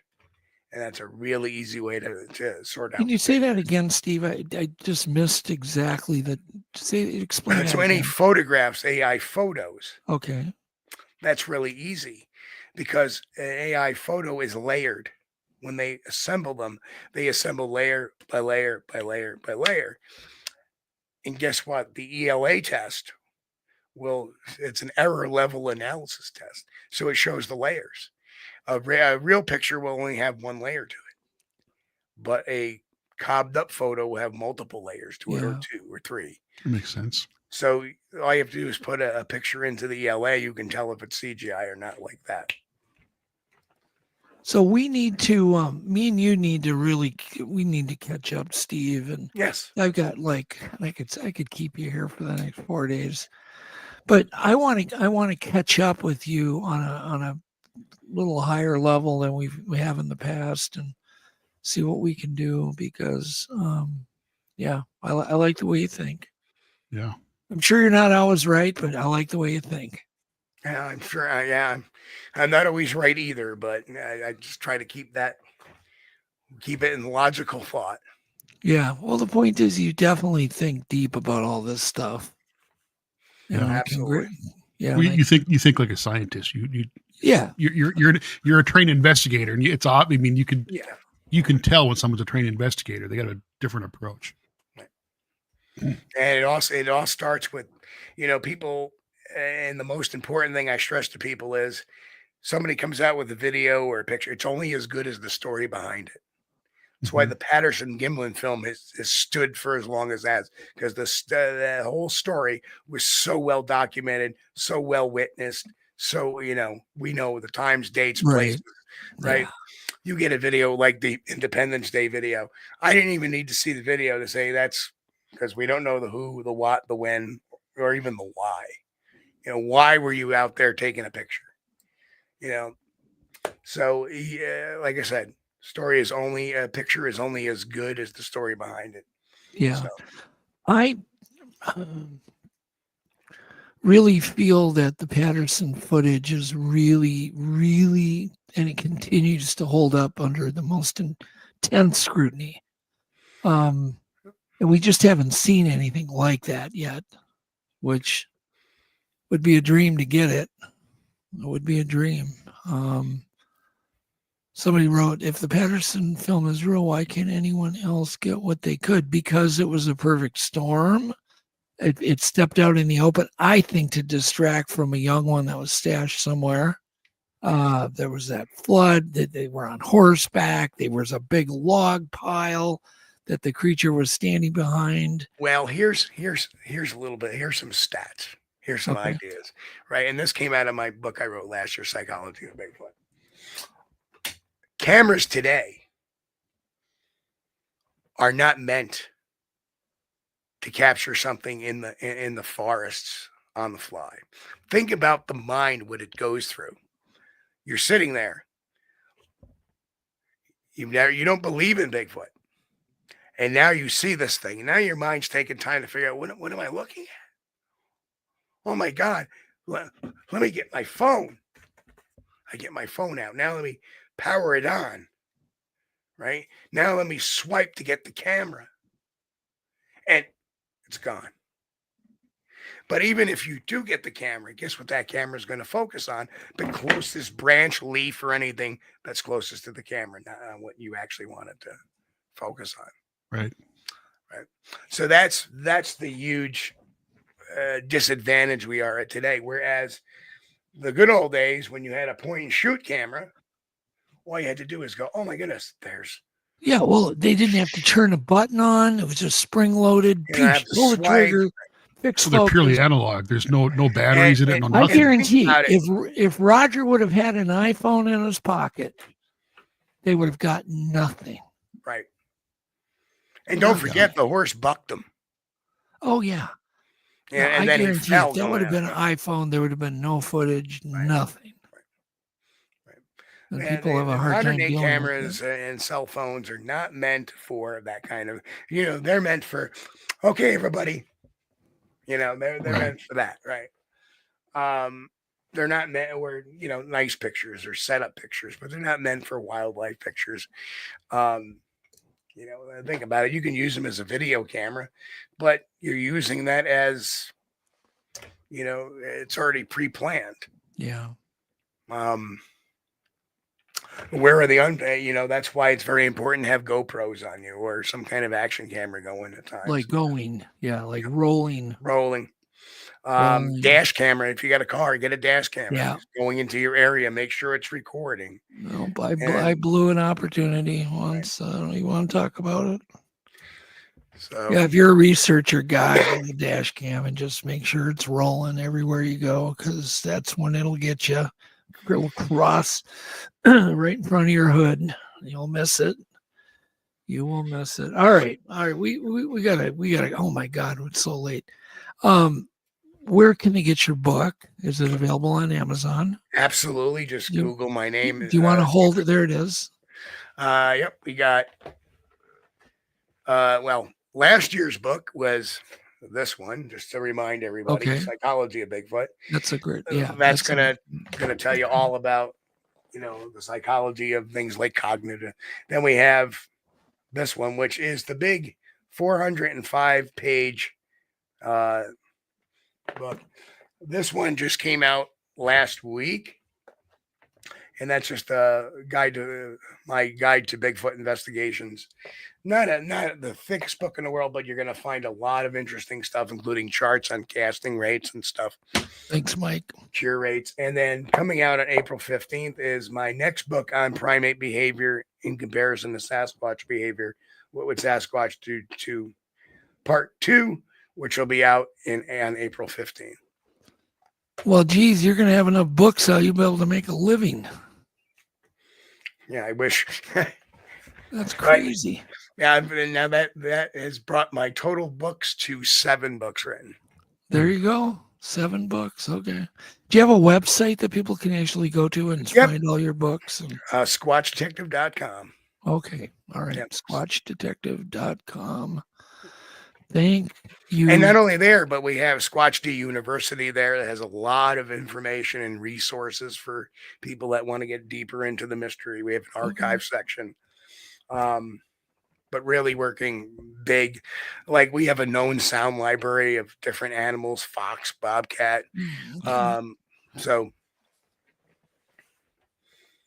And we brought back the blog too. So that was well. Awesome. You're just going every direction. Well, thank you, Steve. I'm impressed. I really am. Thanks for having me on, guys. Thank you so much. I'm really impressed. Thank you, everybody in chat. That was pretty active, I would say. There we go. I'm just looking at all the people that are saying, awesome show, Steve. Awesome. Great show. Blah, blah, blah. People love you. Well, my first time I'd been back on the air in about a week or so. I came down with a respiratory infection last week. So me too. Yeah, it's been that time of year with that weather going. We have Carl, thank you for coming into chat tonight, along with our moderators. You guys were just really awesome audience. We really appreciate you. For sure. The discussion was like perfect. Couldn't be any better. Yeah, love it. Love the great challenges too. The challenges make the interview. The more challenging an interview is, for me, the more fun it gets. Yeah, I tried to throw you some good diarrhea questions, Steve. Good curveballs. Anyhow, everybody, remember, don't watch the clock. Just do what it does and keep going. That's all you got to do. All right, guys. Good night. Thanks, everybody. We will be back next week, same time, same channel. Good night, guys. Good night. Good night. Steve. I call you up in the middle of the night. Been bothered by dreams, ain't feeling alright. You give me comfort, say just give it some time. By the end of our talk, I'm feeling just fine. You and I will always know where we belong. This ain't no ordinary love we got going on.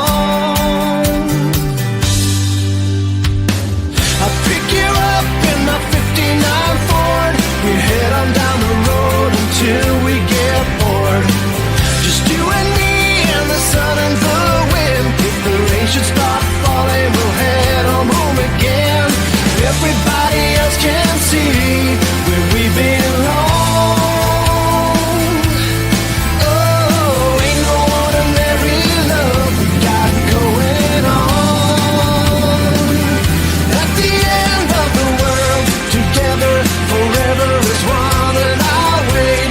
If ever you should be in doubt, and I'll pray they never can pull us apart, and I'll wait for the time when we'll be together every day. But I know if ever we'll be led astray, that I'll find my way back home to you again.